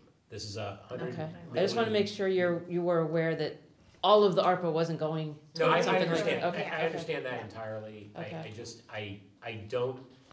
I understand that these specific items are not recurring, but given the size of our facilities and properties and operations, what we have found during my tenure on the school committee, the first month I was on the school committee, we lost a panel in Turkey Hill that could have been a catastrophic kind of thing. So we need to have a basis for building maintenance and one-time costs and compliance that incorporates, that gives us the ability to absorb these things. And I, don't get me wrong, when push comes to shove, I'll take the money, but right now, I think that we need raise and appropriate supported money to do this. Okay. And I think building maintenance is gonna become an issue next year if we go forward with the municipal building project. We need to take care of our buildings. And we're gonna need money to do that, and right now, we're running on very thin margins. And this builds in a little bit of padding for that, which is probably gonna get eaten up by Turkey Hill, 'cause Okay. I just wanted to make sure that was clear. Nope, that's clear. Okay, then I'm assuming we're skipping committee reports. Lou has his hand up. Oh, Lou, I'm sorry, Lou. I couldn't see you, the screen was gone. Go ahead. No problem.